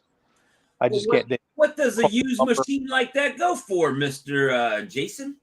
What's that? What does a used machine like that go for? I can tell you what it went for when I bought it. I don't know what it goes for because I barely use it. I used it for like 2 years. I used it for, and I probably if I had run maybe 500 boxes through it, maybe less. So it's a very good condition. Charlie saw it. Yep. Actually, you demonstrated it when you had the Oh yeah. the Is that the one where you slip the board in the end and you pull the handle down? The runs on that's two. it. Yep, it's a nice little thing. Maybe I'll do a little video and put it out there. You're like, this is for sale. Zzz, There you go. zzz. There you go. There's the box. Since I got a contractor agreement with Ike, Charlie, I'm just reselling and buying his stuff now. I can't spend the time on the lumber and the building part of it. I mean, he was building my screen inner covers and slatted racks anyway, so I might as well just get my boxes from him as well. And they're quality made. They're Amish made, and I buy so much from him that I now a distributor for him. Who's that for? Ike. Ike. Yeah, up in PA. Yeah. Yep. Well, that's good to know. My friend, he lives close to where you live. He lives in Tallchester. Okay. I can. Yeah, if you ever need anything from Forest Hill Woodworking, just let me know because I go up probably every other week or every few weeks, and I buy a ton of stuff to bring down, and I resell it out of mine. So I buy it wholesale from him and then resell it. So. But yeah, there you go, Bob. You can make your own boxes now. Yeah, you want to make Bob boxes? Call them. Make them like a brand. Bob boxes. Quit your job and then you get into the lumber business. And then you can buy lumber. That's what I need. Another damn business. That's what I need. Like exactly. a damn hole in the head. It's like you need a hole in the head, Lord. Right. Going. Walker boxes. I'll see you later, Morgan. And then once I cut them with the machine, then I can put them on my laser and laser engrave the logo in them. Right. There you go. There you go. Yeah, I had one of those too. I had a CNC, not a laser, but I had a CNC engraver that I built to engrave logos. Remember, if anybody remembers, and they're still around, they're pretty nice looking outfit. But do you remember? What was that guy? Remember what, Jason? You're frozen.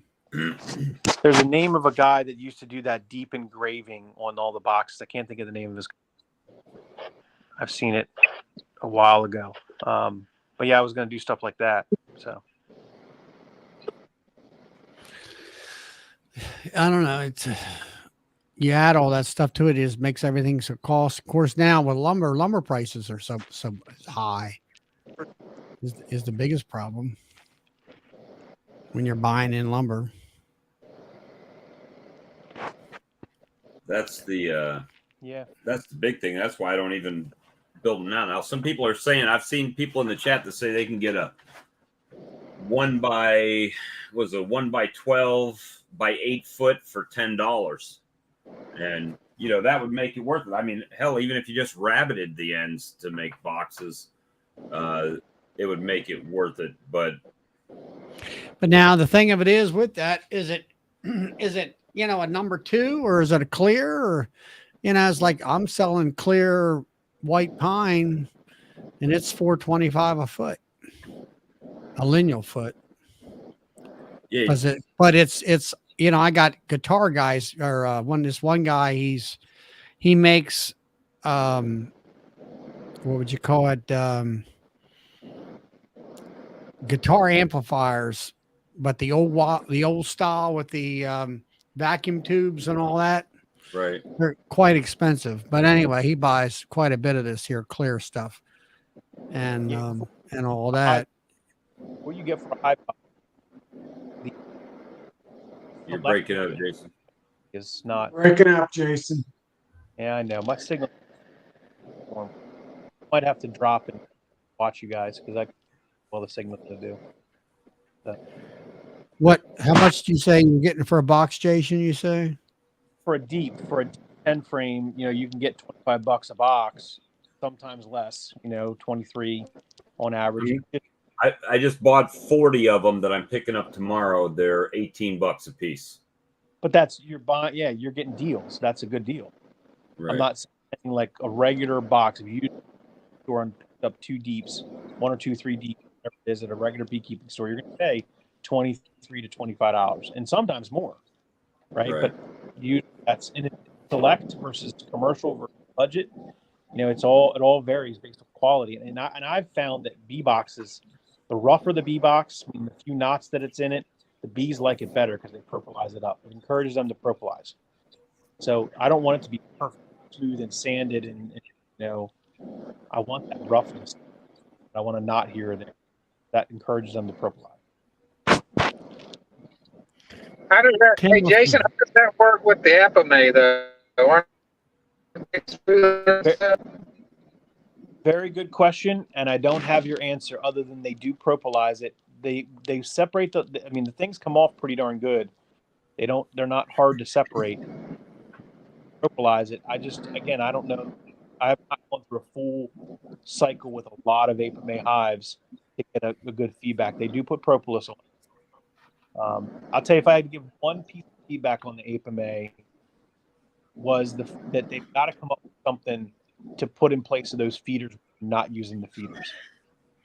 Yeah, that would be nice. I don't particularly care for those dual feeders. I don't mind the feeders if I'm not using them, but if I want to clean them, sometimes you put, and then you want to take them off, wash them, take them inside, put them through the dishwasher, or scrub them out in your sink. What do you put in its place? Open a hole and what? Right. It's got to be something that can stick in that fills that gap or closes that gap. That's my opinion. I know they came up with, I think it was Brian. He had, what was it, one big top hive feeder instead of the two little ones. That's their newer product. There's one 10 framers. It's a new 10 frame feeder that they've got out. It's really cool looking. I've got one to look at it, test it.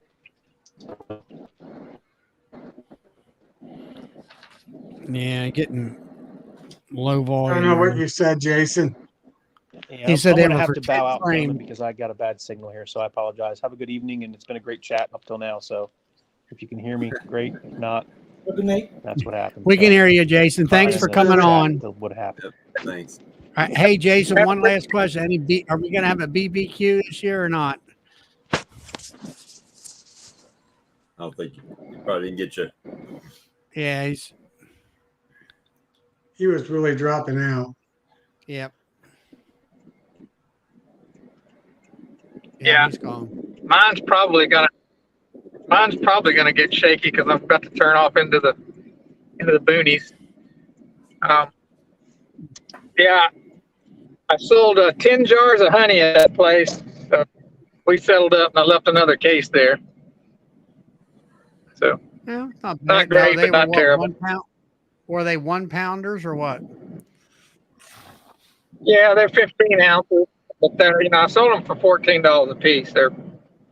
But I got 75% of that. They get 25, and I get 75. So put $105 in my pocket. Yep. Thanks for coming on, Jason. There, it was a good chat. I really enjoyed it. Yeah. Yeah, good to see you, Jason. All right, Alex, you're up. I am. Yep, I watched your video there. I got some questions. Ask away. You moved your hives over, and you went from, I guess, was that a 5 frame or a 6 frame nuke that you had? 5. Those are 5s. Okay, 5 frame. And then you put them in a deep box with a divider in there. So you got 2 hives in 1 box. Yes, those are my, basically those are going to be my brood factory. Those 2 hives, their main purpose is generate brood for the other hives. Okay. So that's kind of like a Michael Palmer brood thing that you made them, did you? No, I bought those. Okay. I bought And them they're 5 frame on the bottom and then 5 on top, 4 on top. 4 on top. Yeah. Were they from Better Bee or from up in Canada someplace? I buy them here. Like they're Okay. from Better Bee. Okay. That's the only place I've So ever what seen I them do bought. is there's only 4 that fits, but there's way too much space for 4 frames. I add a layer of insulation. It really helps in winter. Yeah, I seen that red stripe in there, you know. It's basically a foam board covered in duct tape. It's a flashing tape for exterior walls. Okay. And then is it cement, that board, that insulation board, or is it like regular styrofoam type stuff? What do you mean? The sideboard of boards? Yes, it's regular foam with The a tape foam, called. that the red piece that you had inside your Yeah, hive. it's the size of like it fills the entire side of the wall. Yeah, but what's it made of? That's what I want. It's Well, just a foam plate. I okay. cover it in. It's called tuck tape instead of duct tape. It's like a plastic instead of a. It's kind of like packaging tape, but it's Okay. much stickier and tougher. So they won't be able to eat that foam and all that stuff. Exactly. That's what I was asking. Yeah. Okay.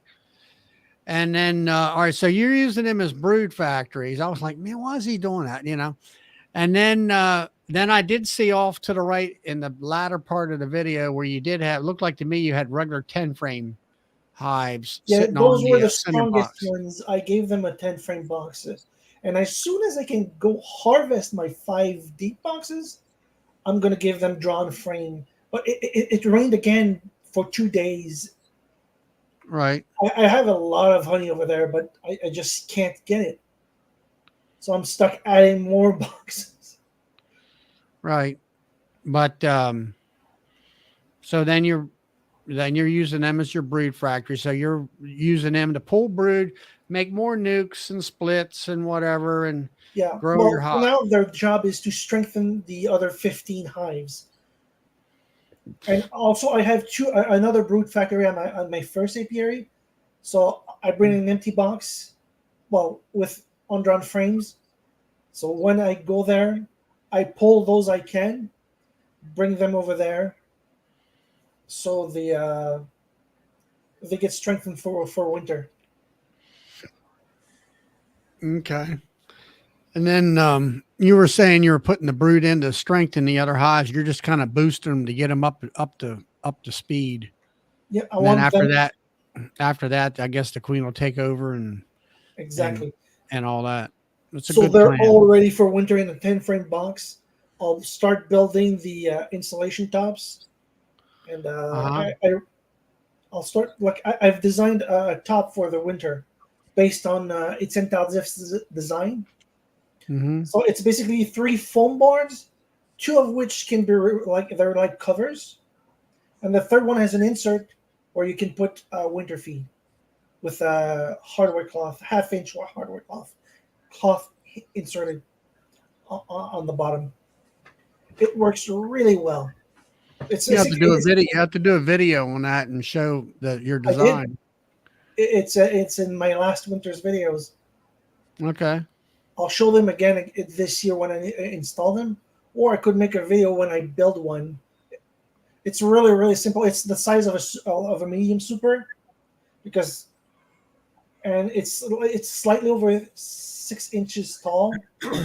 So the first layer, it has a gap with corrugated plastic. I put 1/2 inch hardware cloth on it and glue it. Then it's the first foam board with an insert that can be removed to put the food. Then it's essentially 2 more covers of it's wall foam, like the pink stuff, 4x8. That's what I use. Yeah. So it's essentially R60 protection on top of the hive for winter. So how's Brad doing tonight? Did you get all your work done last time we talked? I think I got up. Got up. Just got up. Caught. I think I caught up. Caught up. Pretty happy. Okay. I slept like a baby last night because I'm not all stressed out That's like I good. was. That's good. Yeah. Finally caught up.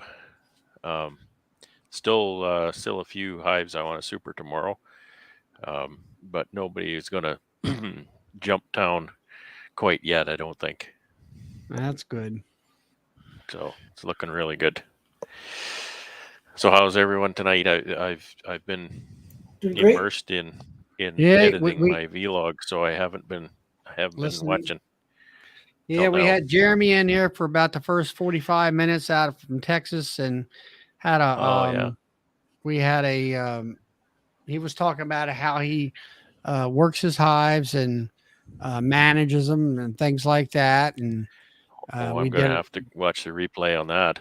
yeah, it was quite interesting. It was a lot of it was similar to mine, similar to his techniques were sort of similar to mine. And then we had Jason from Bohemia Bees just left.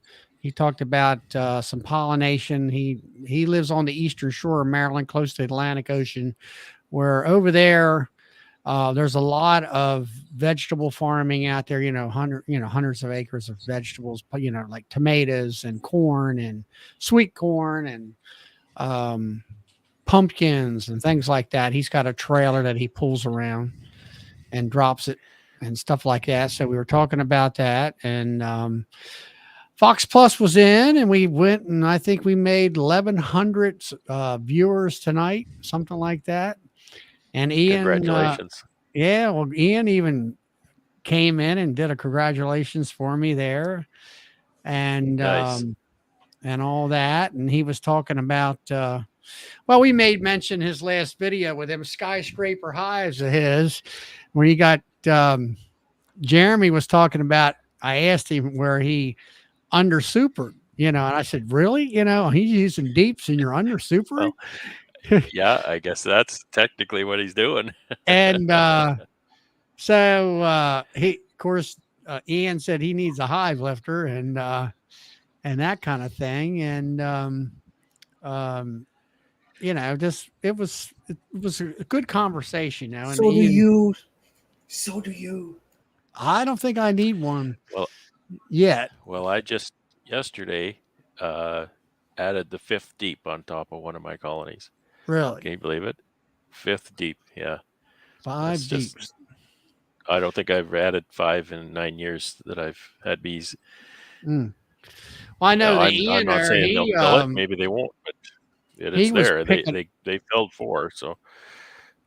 I mean, I watched that video today where he picked up 5 full supers of honey and then added 2 more underneath of that and dropped it back down, to put the bee escape in.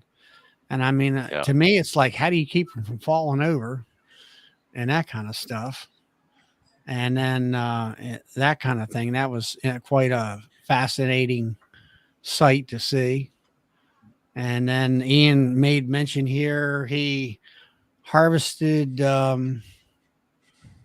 was it, 1,000? 1,000 or 1,000 boxes? Was it 1,000 boxes? Was it 1,000? He didn't say what it was though. Must have been 1,000 boxes today, and he'll harvest 1,000 boxes tomorrow, and then he's going to extract Monday. That's what he said. And all here, it says,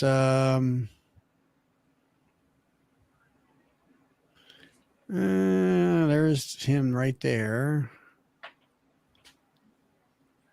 And then he says, 1,000 in today, another tomorrow, extraction Monday. So I presume that's 1,000 boxes.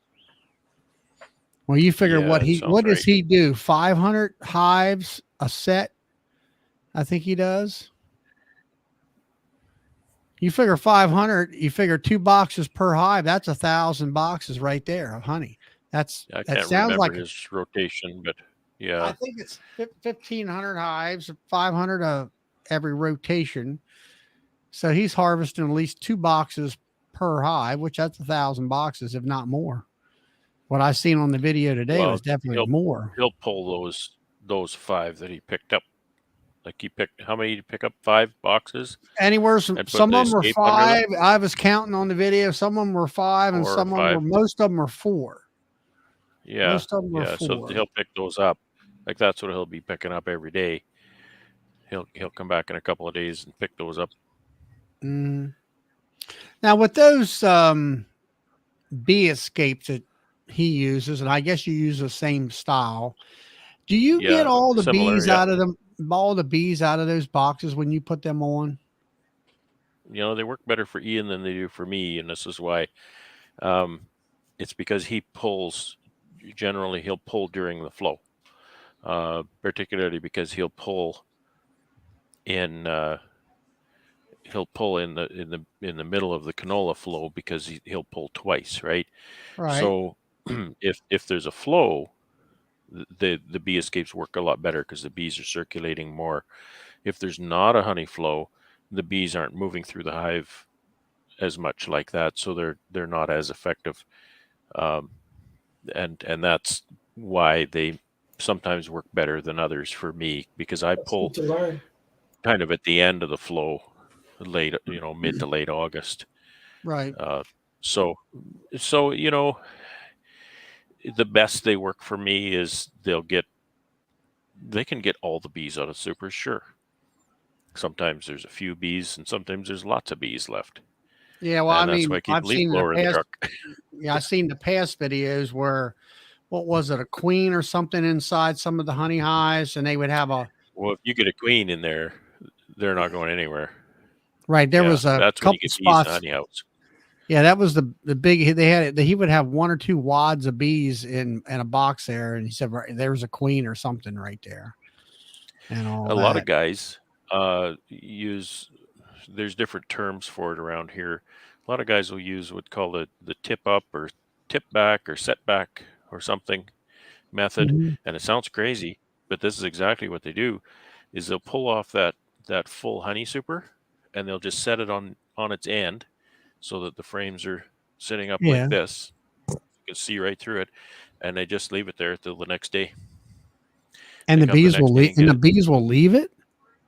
They don't. The bees leave, and they don't touch it. Really? If there's a flow, If you did if that there's a here, flow on, they won't rob it out, right? yeah, Because they would it's in rob the it middle of the out. flow.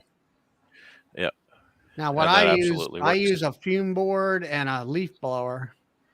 I put the fume Yeah. board on for 5 minutes, raise it up like you just did there, and blow. You might have a handful of bees left, and And blow. that's what I do. I'll take when I go to collect my supers above my escapes, I'll take my fume boards, and then if there's some that didn't clear, then I'll just stick the problem is I'm pulling later in the season, so it's not necessarily a really hot sunny day, and then the fume board doesn't work as well, and so it's just a big pain in the butt. Right.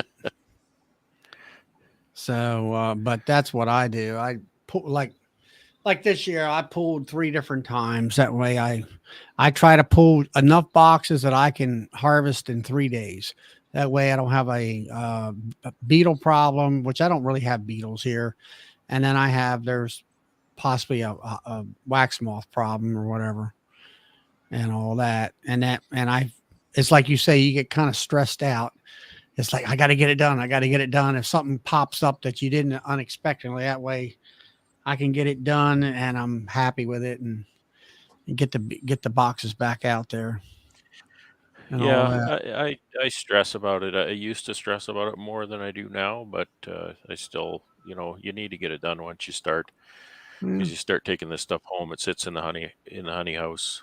Right. I have my honey house running 30 degrees, and that costs me money every day, and so you're stashing honey away in there all the time, and yeah, once it starts, it is not my favorite season. It's stressful. It's heavy. It's a lot of work. It's bees in the honey house. I hate bees in the honey house. Yeah. How did you make out with those splits there where the bees kind of left the show? And did you shake bees in front? Yeah, I did. I shook bees in the front, and I think that worked. That's good. I didn't shake tons and tons of them, but I shook bees in front, and they marched in, and the population in those little nukes is much better now. That's good. So I'll caveat that I have not done a queen check, so I was going to leave them for a little while, and then I'm going to do a queen check once things settle in, just to make sure. Evidently, I shook mine up into the trees. Compromised, yeah. Well, I got a few of those too. It's a big one too. I mean, that's like 40 foot up in the air. I'm thinking it's a squirrel's nest. Nope, it's a huge ass swarm up in my trees. So I'm surprised, Brad, that you had the swarms that you did because of, your situation where you didn't have bees and you're trying to get population built and all of a I sudden know. it seemed like to Isn't it me, crazy? everything just went gangbusters for you.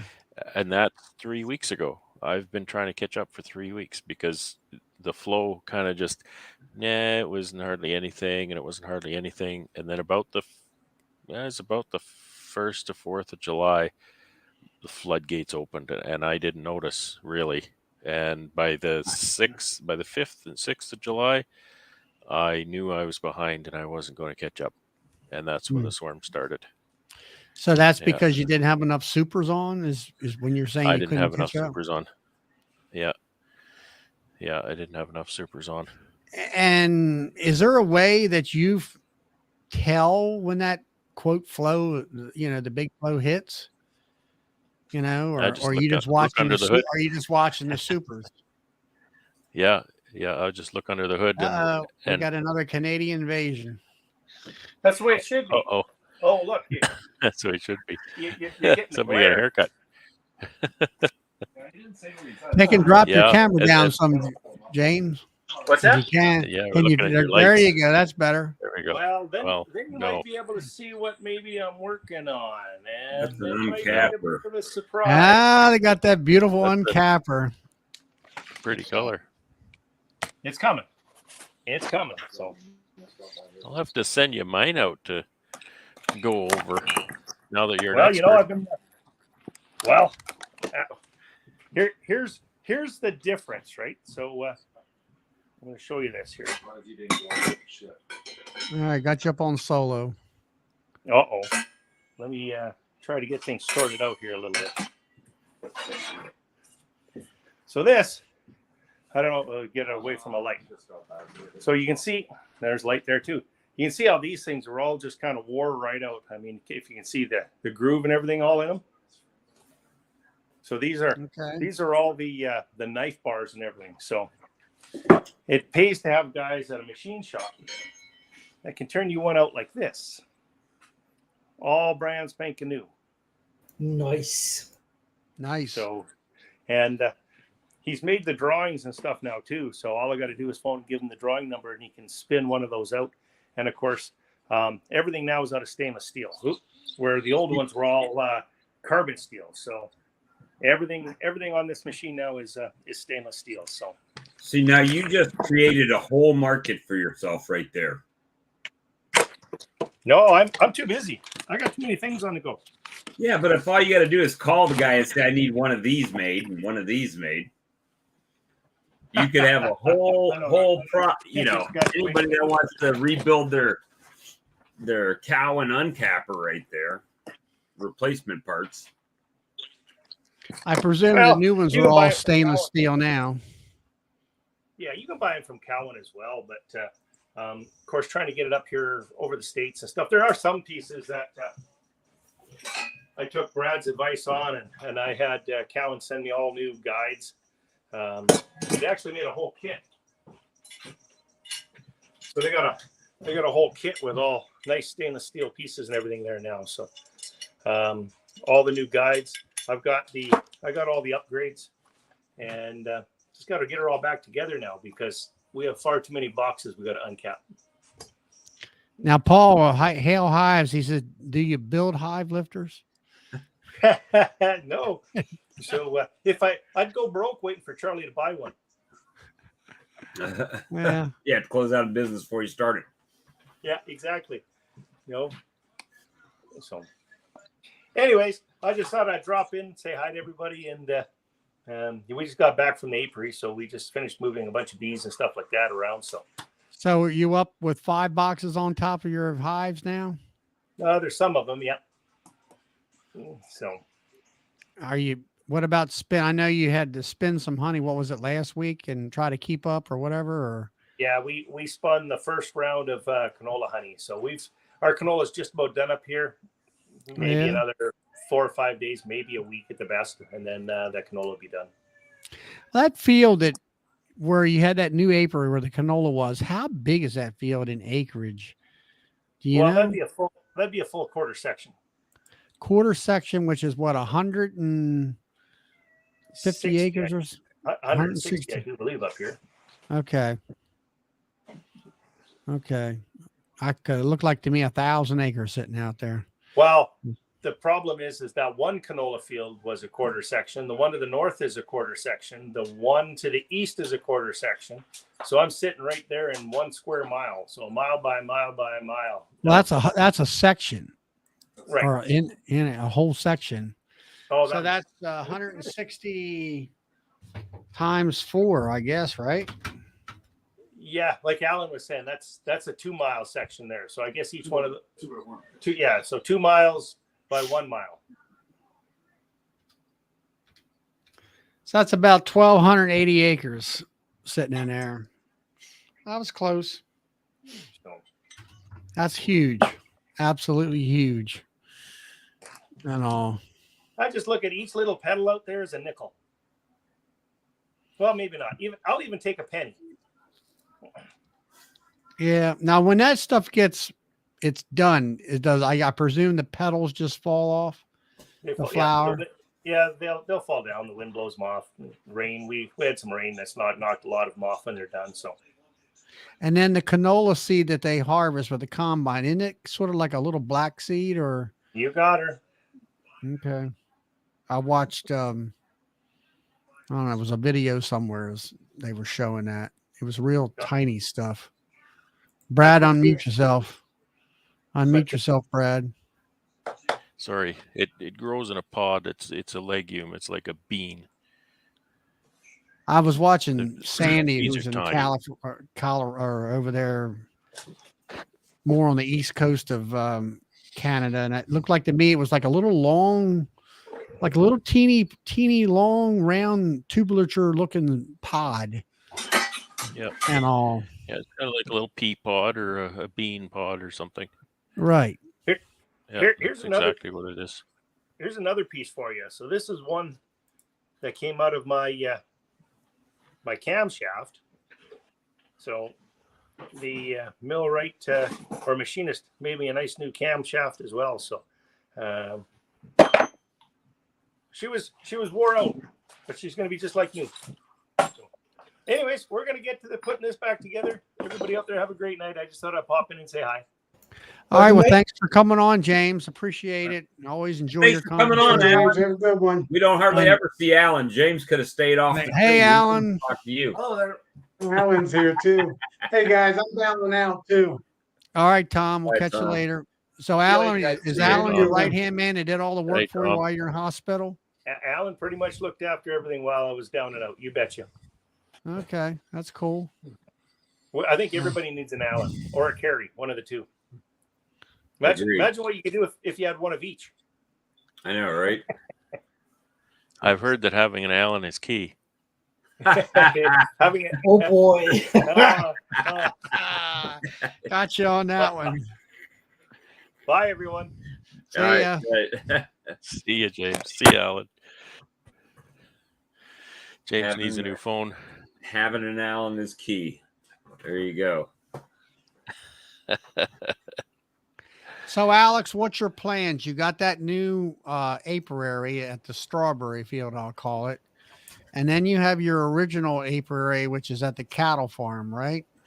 No, the original is at the squash farm, where there's all the mud. Okay. And the cattle let's farm see now. was- If you were moving that, I think you were loading your car, and in the background, I seen hothouses, right? Greenhouses. Greenhouses. The farmer makes flowers in the spring and squashes in the summer. And then it looked like to me off to the right there, I guess there was a road over there, but it looked like to me a warehouse or something. It was lights It's a in welding the back. shop. A welding shop.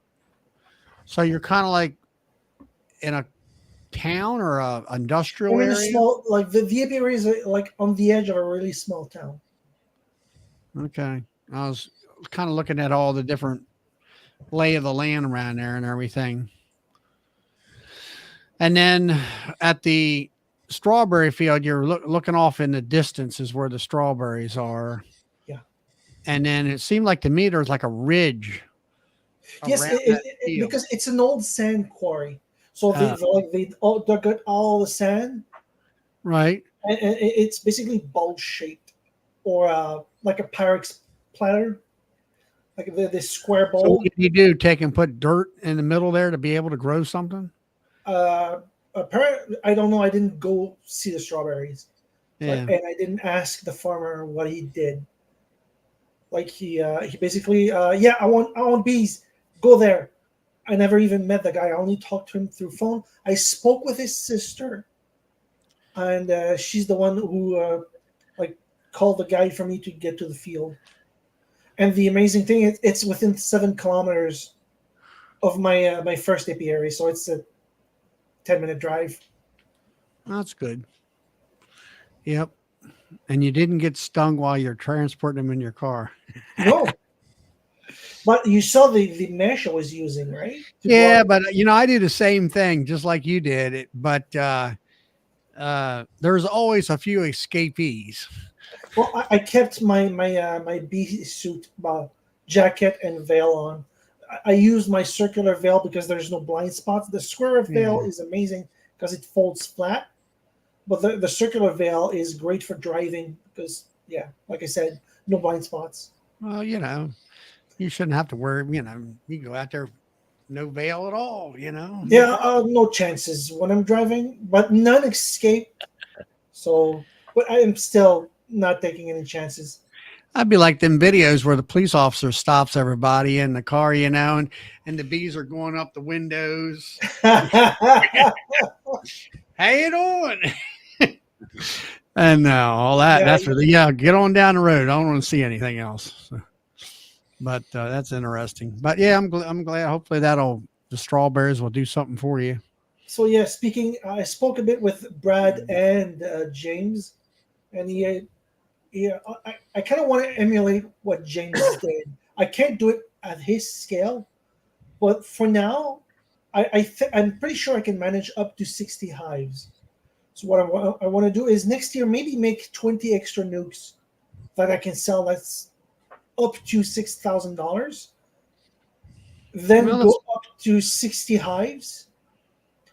Then let them mature to because I'll have 30-ish production hives and 60 nukes. Let those hives mature, stay at 60 for another year, sell a lot more nukes the following year. Then I'll have enough money to either buy a small piece of land so I can start building on it,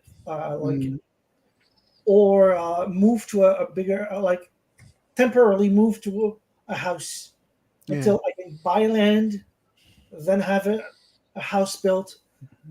And I'd like to have an earth bag house. I really like the look. Earth bag.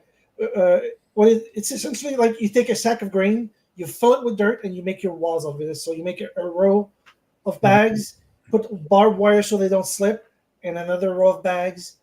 But in Canada, you got to use volcanic stone in it, so because it's porous, more insulation. And I found a few never heard of that insulate well too. It's basically sawdust in a special blend. I know that down here they've talked about there's a house at this commune type of place, and it was a straw house. I'm thinking to myself, boy, that's a matchbox ready to light off. No, earth bag house don't burn. It's essentially stone and dirt. The walls are about like 1.5 feet thick. Right. It's really pretty, especially when it's finished with limestone putty. It looks so good. You add a bit of sand, so it gives a slight earthen tone to it. Mm-hmm. And the shape is like it can go pretty much anywhere because it's bags. They're really cheap to build, but they're labor intensive a lot more than a normal house. So there's no free ride. You work more to build it. But your plan for do you have a lot of beekeepers that are looking for nukes in your area? They sell pretty well, yeah. But that's why I'm going to start with a lower. That's right, because you're in Canada and you can't import. So having bees to sell definitely is a Well, you positive. can import the import from New Zealand, which sounds to me like a really bad idea. Tropicolaps. I know that they don't have a chance to survive, but one mutant surviving the trip from New Zealand, and it's a disaster. Yeah. But no, I mean, like myself, I sell nukes, I sell the honey, and then the last couple of years, I've had really problems with trying to raise my queens as far as any surplus. And, but in the past, I've also sold queens, and, but it's like, I don't know, who was it, Bob?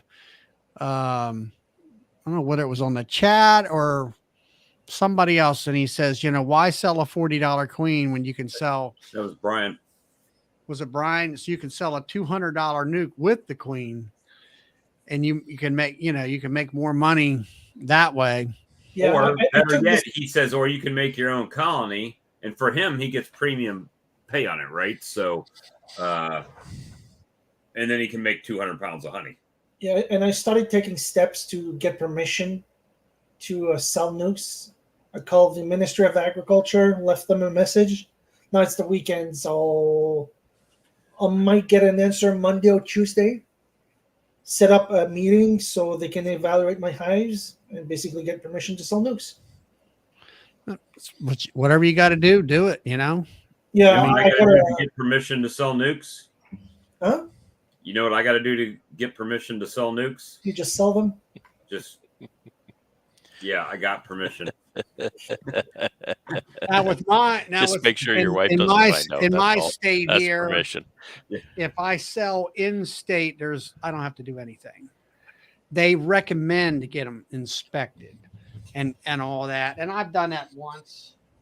And yeah, but from what I know, it's a one-off thing. You get inspected once, you get permission, and as far as I know, it's a lifetime permission. Yeah.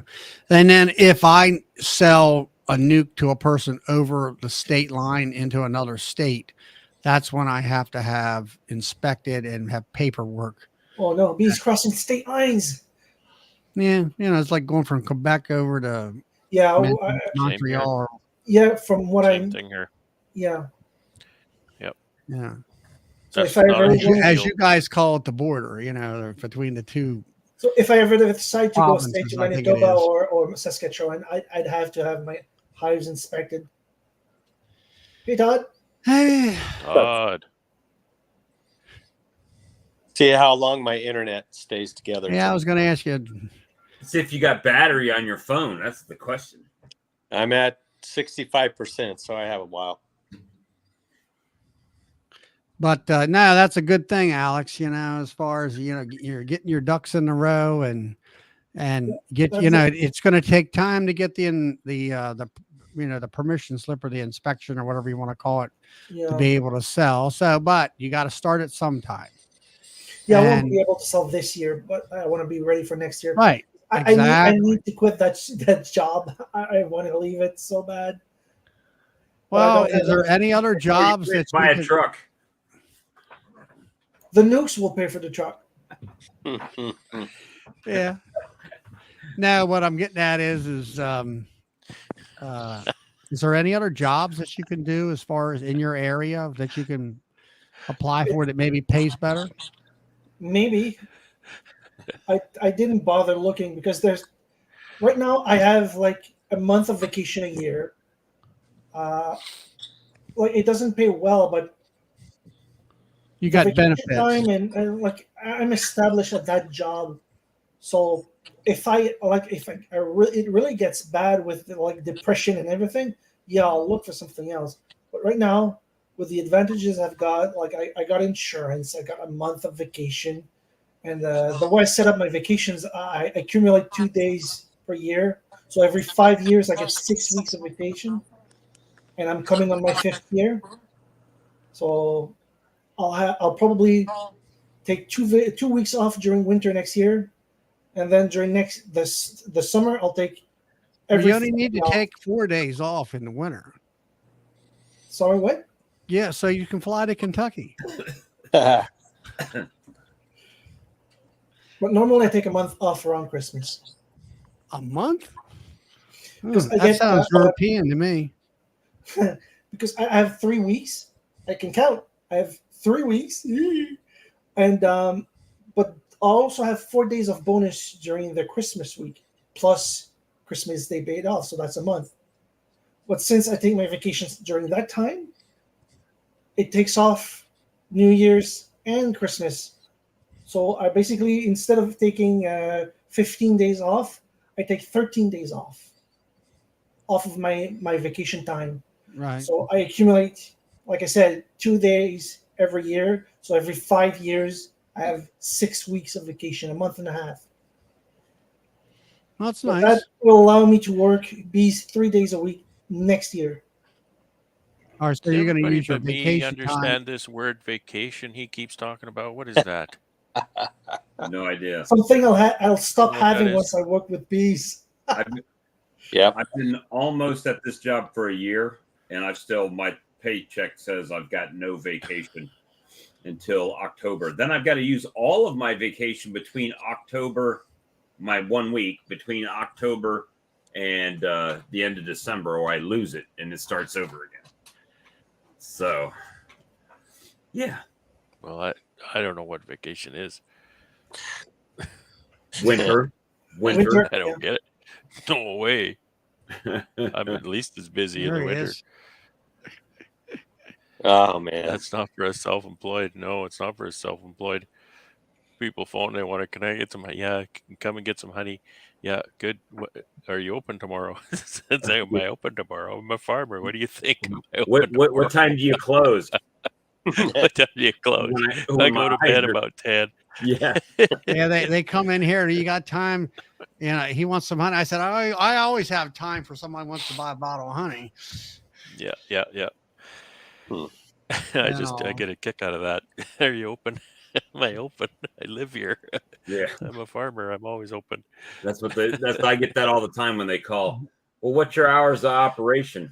Pretty much if you see my trucks in the yard, I'm home. So yeah, it's like I got a phone call. This one guy, he buys a couple pounds every week or two. And he called me up on a Sunday. I said, I'm not there. I'm out in the hayfield baling hay. Well, I'll be there at 5 o'clock. I said, I ain't going to be there. You know, I said, come during the weekday, normal business hours or whatever it was. So he finally showed up. I guess it was yesterday, about 5, 6 o'clock in the evening. Whatever. Give me your $20. He said, I'll be back in 2 weeks. All right. See you. Whatever. Everything, every little bit helps. Yep. And everything and all that. But no, Alex, getting your nukes and selling nukes. You already got the brood factory set up. You're set for that kind of stuff. You just need probably to build more nuke boxes out of plywood. You can do that in the wintertime on your vacation. Jester boxes. Well, you can do that in wintertime on vacation. Give you something to do. I kind of came in the middle of Alex talking about his brood factories. Yeah, well, I was watching his video he put out today, and what it was what is it? 5 frames on the bottom. He's got a deep divided down the middle, like Michael Palmer come up with. Yeah. And then he's got nukes on top, which are 4 frame, but he's put in a filler board in there so they don't draw a wonky comb, because they don't quite make a 5 frame wide. Now, see, I don't quite understand it. I thought you lived in Canada and you all had to have 6 frame boxes up there. Not necessarily. No. Those boxes are designed to go above that specific nuke. Yeah, but it sounded. Exactly. My question is you got how wide your frames are in them deeps, Brad? Are they 10 frame or are they 11 frame? Yeah. They're 10. They're 10. I think if I can ask Alex, what Charlie's getting at is those I'll call them supers, those little 4 frame supers. So are they just a little too roomy inside for a 4 frame, but not big enough for 5?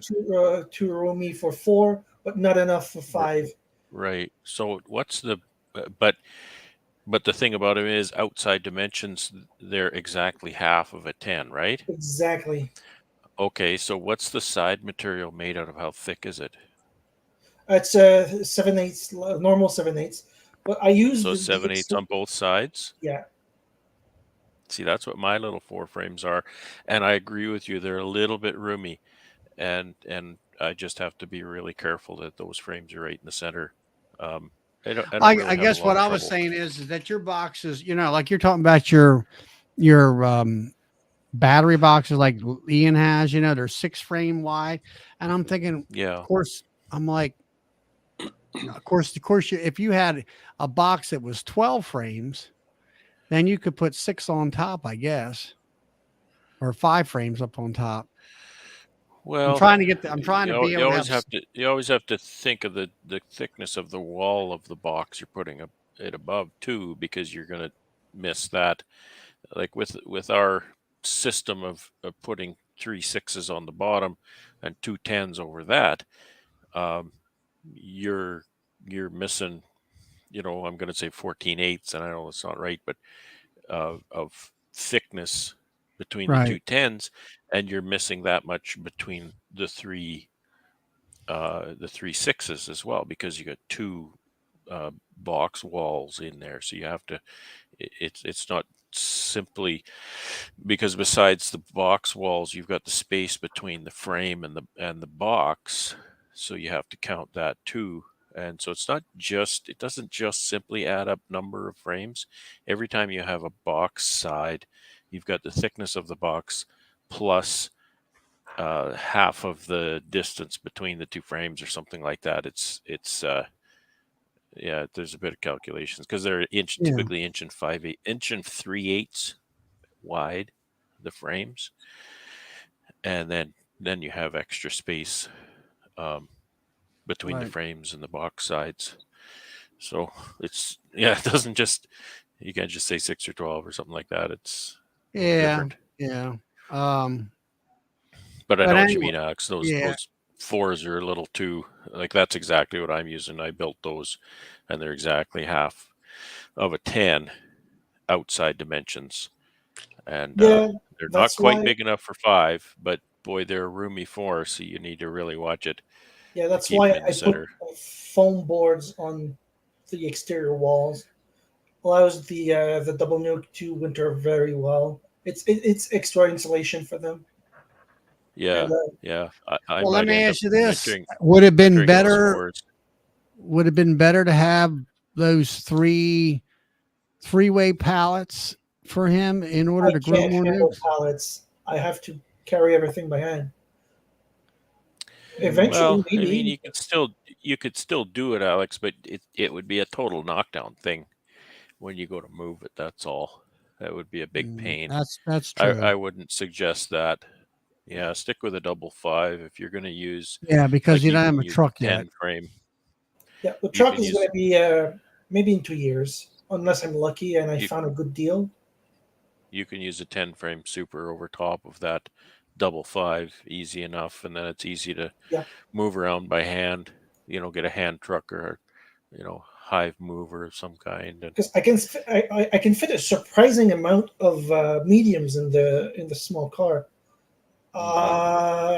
Let's see, 8 in the trunk, plus I'd say 16 mediums I can carry with a car. And if I put some on the front seat, of course, with using something to prevent the honey from gumming up the seats, I can put another 4 in the front seat. So up to 20 mediums I can carry with that one small car. Yeah. So cool. Excuse me. But that was a good video, Alex. I thank you. I like that. I'll have to try and catch up on my YouTube. I don't get a chance to watch much of it, to be honest. I have to watch your videos. I do my best. I do my best to watch as many videos as I can, but I'm subscribed to over 50 beekeeping channels, and I just can't keep up. Sometimes I miss like 2, 3, 4 videos. I go to the latest, watch it, comment there. I really try to watch everything, but that's a lot of videos to watch. Well, you have to kind of watch a person that's kind of is close to what you do, and Yeah, but in the same environment and that kind of stuff too, if you I can. figure people are nice enough to watch my videos and comment on them. I'll try to at least watch it at twice the speed, so they get less view time, but they get the full length watched and a comment and a like. It's just I try to do unto others what I would like to be done unto me. Yeah. Now, how do you guys take those videos and you speed them up? You know, like when you're putting frames in a box and you, instead of cutting that out, you go, you know, and then it slows down. I just work that use a fast, program. Charlie. That's not fake. I just work that fast. Is that right? Click on Well, the it's- clip and say change the speed of clip. Yeah, However much you want to. and don't forget Yeah, to it's use just a the ripple editor. timeline so it matches, and you can decide to either correct or not the pitch adjustment. I removed the pitch adjustment so it sounds squeaky. I like it like that. I use a really cheap editor. Actually, cheap. It's free. So I don't have very many options, but it does what I need. DaVinci DaVinci Resolve. Resolve? Is that what you use? It's free. No, Windows Movie Maker. It's been included in every version of Windows since Windows came out, I think. It works. I use, what do I use? Filmora, yeah, that's it. And I bought that after seeing Charlie, and I've made I think 2 videos with it since I bought it. So, Todd, what's happening in your area out in California? Yeah, Todd. Yeah, well, it's still hot, but I went out there after work last night and peeked around and discovered they're making more honey again. It's probably Really? Yeah, the yellow thistle is thick. So, and then there's that thing that's around here, at least in Central California. It's called blue curl, and that's the one that smells like camphophenique. And I can catch whiffs of it when I open some boxes. So I don't know what I'm going to do. I'm not going to feed. I know that, at least not right now. So, Well, the thistle, was that a honey that you would extract? yeah, I could extract it. I don't know what I'm going to do yet. I might take frames around. I might equalize with honey frames. I don't know. I don't know what I'm going to do yet. I might just extract it. I'm not sure. I'll get into them tomorrow and see what I have exactly. But the ones I did peek in are monstrous. They're super. So. Well, look at it this way: you don't have to buy sugar. Yeah. You know, at least you shouldn't have to buy much. That's what I did with the spotter lanternfly honey that came in last year, and for that, I'm starting to see the adult lanternflies starting to fly around now. So the immature ones have gotten big. So yeah. I'm presuming that I always say the 1st of August or right around August is when all that stuff starts coming in, and they'll pretty much fill that top super up with that lanternfly honey. Some people will extract it. I just leave it in there. I figure, it's just like with you.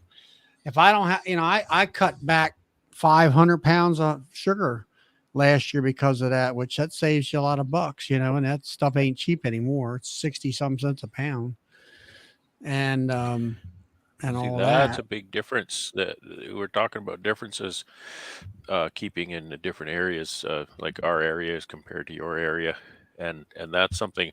When you say that, it just sends chills down my spine, because that's something that we absolutely have to be adamant about, is what those bees are eating or what they're collecting.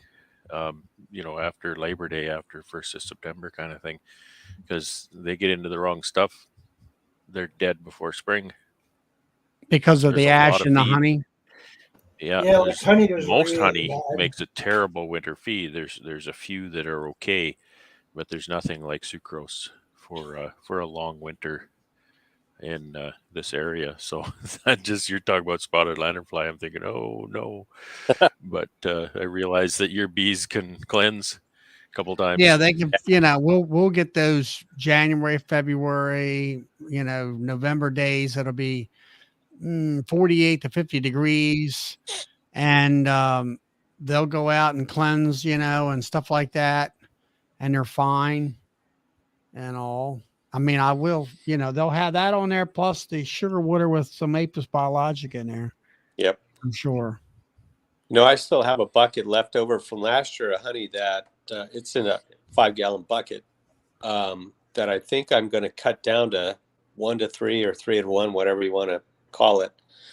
I'm going to add Apis to it, and I'm going to feed them in the fall at some point with it. So hoping to make like 15 gallons and just get rid of it. I don't, it's not that the honey's bad. I just, I don't know what's in the honey. So, I just want to get rid of it. I don't want to sell it. I don't want to eat it. I'm sure it's good, but I'm not 100% sure. And if I'm not, then they get it back. So that's what I'm going to do. Mm-hmm. Mm-hmm. And that'll save a bag or two of sugar. Does anybody here see purple loosestrife honey? You ever see that? Mm. It's a kind of a long, tall weed that grows in the ditch. It's an invasive, and we're supposed to really take it out here if we see it, because it's really quite invasive. Well, every year I see honey from that, or nectar from that anyway. I don't see honey because I guess it doesn't really produce very long or for very much. But the nectar is very distinct, and I saw just about 2 cells of it today or yesterday. And it's distinctive because it almost looks like some green radioactive liquid. It's fluorescent almost. It's crazy the way it looks, but I see it every year. Problem is, I usually see it well into August or at the end of August, and I'm seeing it right now, so I'm a little worried about what's coming. Is the season closing down? Oh, wow. So it's just Now with kind your of funny. My hives, first year Todd, when I saw it, I thought, oh no. with your Sorry, hives, Charlie. Todd, isn't it more, you're more of pollination is what you're trying to go for? Yeah. So, I was listening to Jeremy earlier where he said, he does single brood chamber most of the year, but not the whole year. So right now I transitioned into 2-story boxes because I need to grow them to get them to a big enough size to get them hopefully 2 almonds this year. So there are very few guys that do it with singles. There are some that do it with 1.5s, but farmers don't want single boxes. They think doubles are the way to go. So,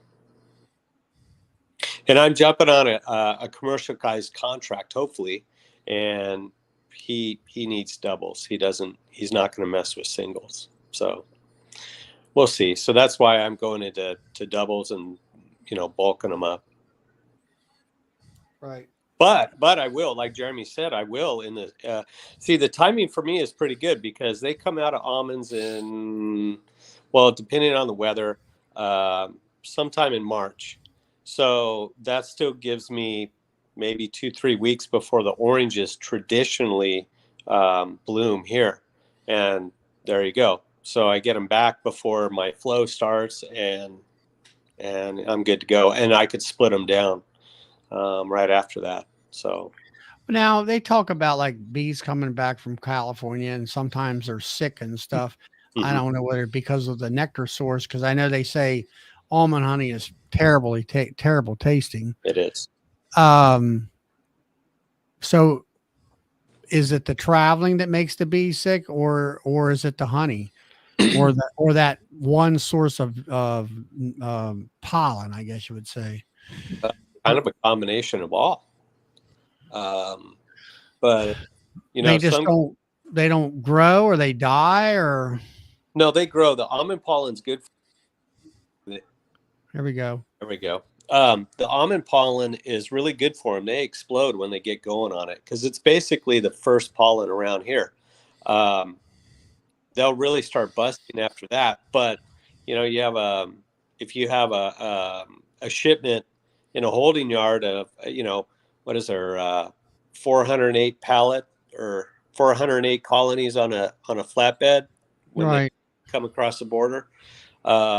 If one of those loads is sick, they're going to eventually spread it around, and that's how things spread with the colonies. But when they're in the holding yards, but just the constant moving around and stuff, that gets to them after a while. They're not able to fly, and So basically, when the bees come into Cali, they put them in a holding yard, and then I'll say the broker says, "Okay, I need 100 to go to this guy and 100 to go over here to some other place."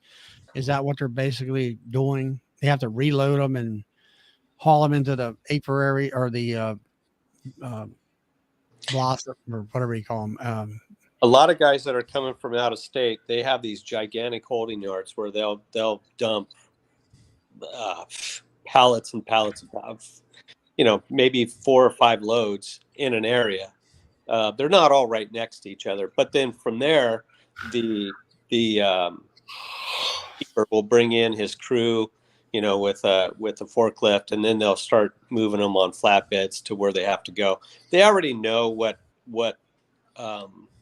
their contract states. They already know the contracts that they have with the farmers and where they have to go. They probably, they get that nailed together before winter sets in. So when they're in their gigantic holding yards, I mean, it's chaos. It's just. But once they get out in the fields or in the orchards, everything settles down, and they get there a couple of weeks before the bloom starts, because you don't want to be late for the bloom. That's less than the farmer wants to see. Isn't almond honey taste really bad? Bitter, yeah, it's not good. It's like too bad, isn't it? Wouldn't it be nice if it was a really nice honey? Because boy, you could make a lot of it. And oh yeah. I think a lot of guys, I'm not sure, but I think a lot of guys leave those. They'll get a certain amount of nectar, not a whole bunch, I don't think, but the guys will leave it in the boxes for the bees to use up. Yeah, and they just have mountains of pollen they're bringing in. But is it like licorice or something, or how does it? Have you tasted it? I know, obviously you have. It's bitter. I mean, you'd make a better face eating a lemon. Okay. It's just it's not pleasant. Hmm. It's probably good for you though. It's like my grandpa said: if it doesn't taste good, it's good for you. If it tastes good to you, it's not good for you. So, Right. I don't know. Happiness is the best medicine. So eating stuff that make you happy, it's got to be good for you. It's all in moderation. That whole circuit, and I heard Jason talking about pallets coming into the state. Yeah, if you have pallets that are dirty, oh God forbid, they'll pull that truck over, and they will make, even if it's one pallet, they will make the trucker, and sometimes it's the beekeeper, unload it. And then the state will be nice enough to provide a power washer, I think, in most border crossings, and you have to clean each pallet, even if one is dirty. At least that's what I've heard. So, but yeah, if there's one fire ant on there, forget it. They don't like fire ants. They don't want fire ants here. But yet they all have fire ants in California, right? Yeah, they're here and there. Yeah. I don't know. Because fire ants know where the border of California is. They can't go through underneath the they can't cross. Yeah. Right. It's kind of like the whole I was joking with Ian, and he's like he was saying, well, we can't get bees from the States because of different things. And I'm like, do you think those bees at the border know where the Canadian border is? Or do you think they're already kind of migrating themselves? So, but I understand. Maybe they have tiny barbed wire. Bureaucrats, right? Bureaucratic stuff. Yeah. Well, it's just like the lanternfly. They quarantine the counties here in the state of Maryland, and we as beekeepers said, "Hey, we found some." It was like right in the beginning of COVID, and it was like right at the Pennsylvania line where they come down out of. Did they do anything? No. Then they waited after COVID, and everybody kind of got back to normal. Then, we're going to do this and we're going to do that. Hell, it's too late now. What does that honey taste like? Poop. No, it's got a smoky flavor to it. It's what it has an aftertaste to it. Smoky poop. It's poop. Yeah. So how many we got? 75. Heaven forbid we get some sugar water in the honey, but we'll bottle poop honey. Yeah. We'll bottle the poop honey. Well, it's a little after 11. I'm going to go ahead and end the broadcast here tonight. I want to thank everybody for stopping in. I don't know who the 1,000 people were that were actually looking at us, but we can thank what's his name for that? What's his name, Bob? Fox Plus. Fox Plus, yeah. So I'm gonna go ahead and end it up here.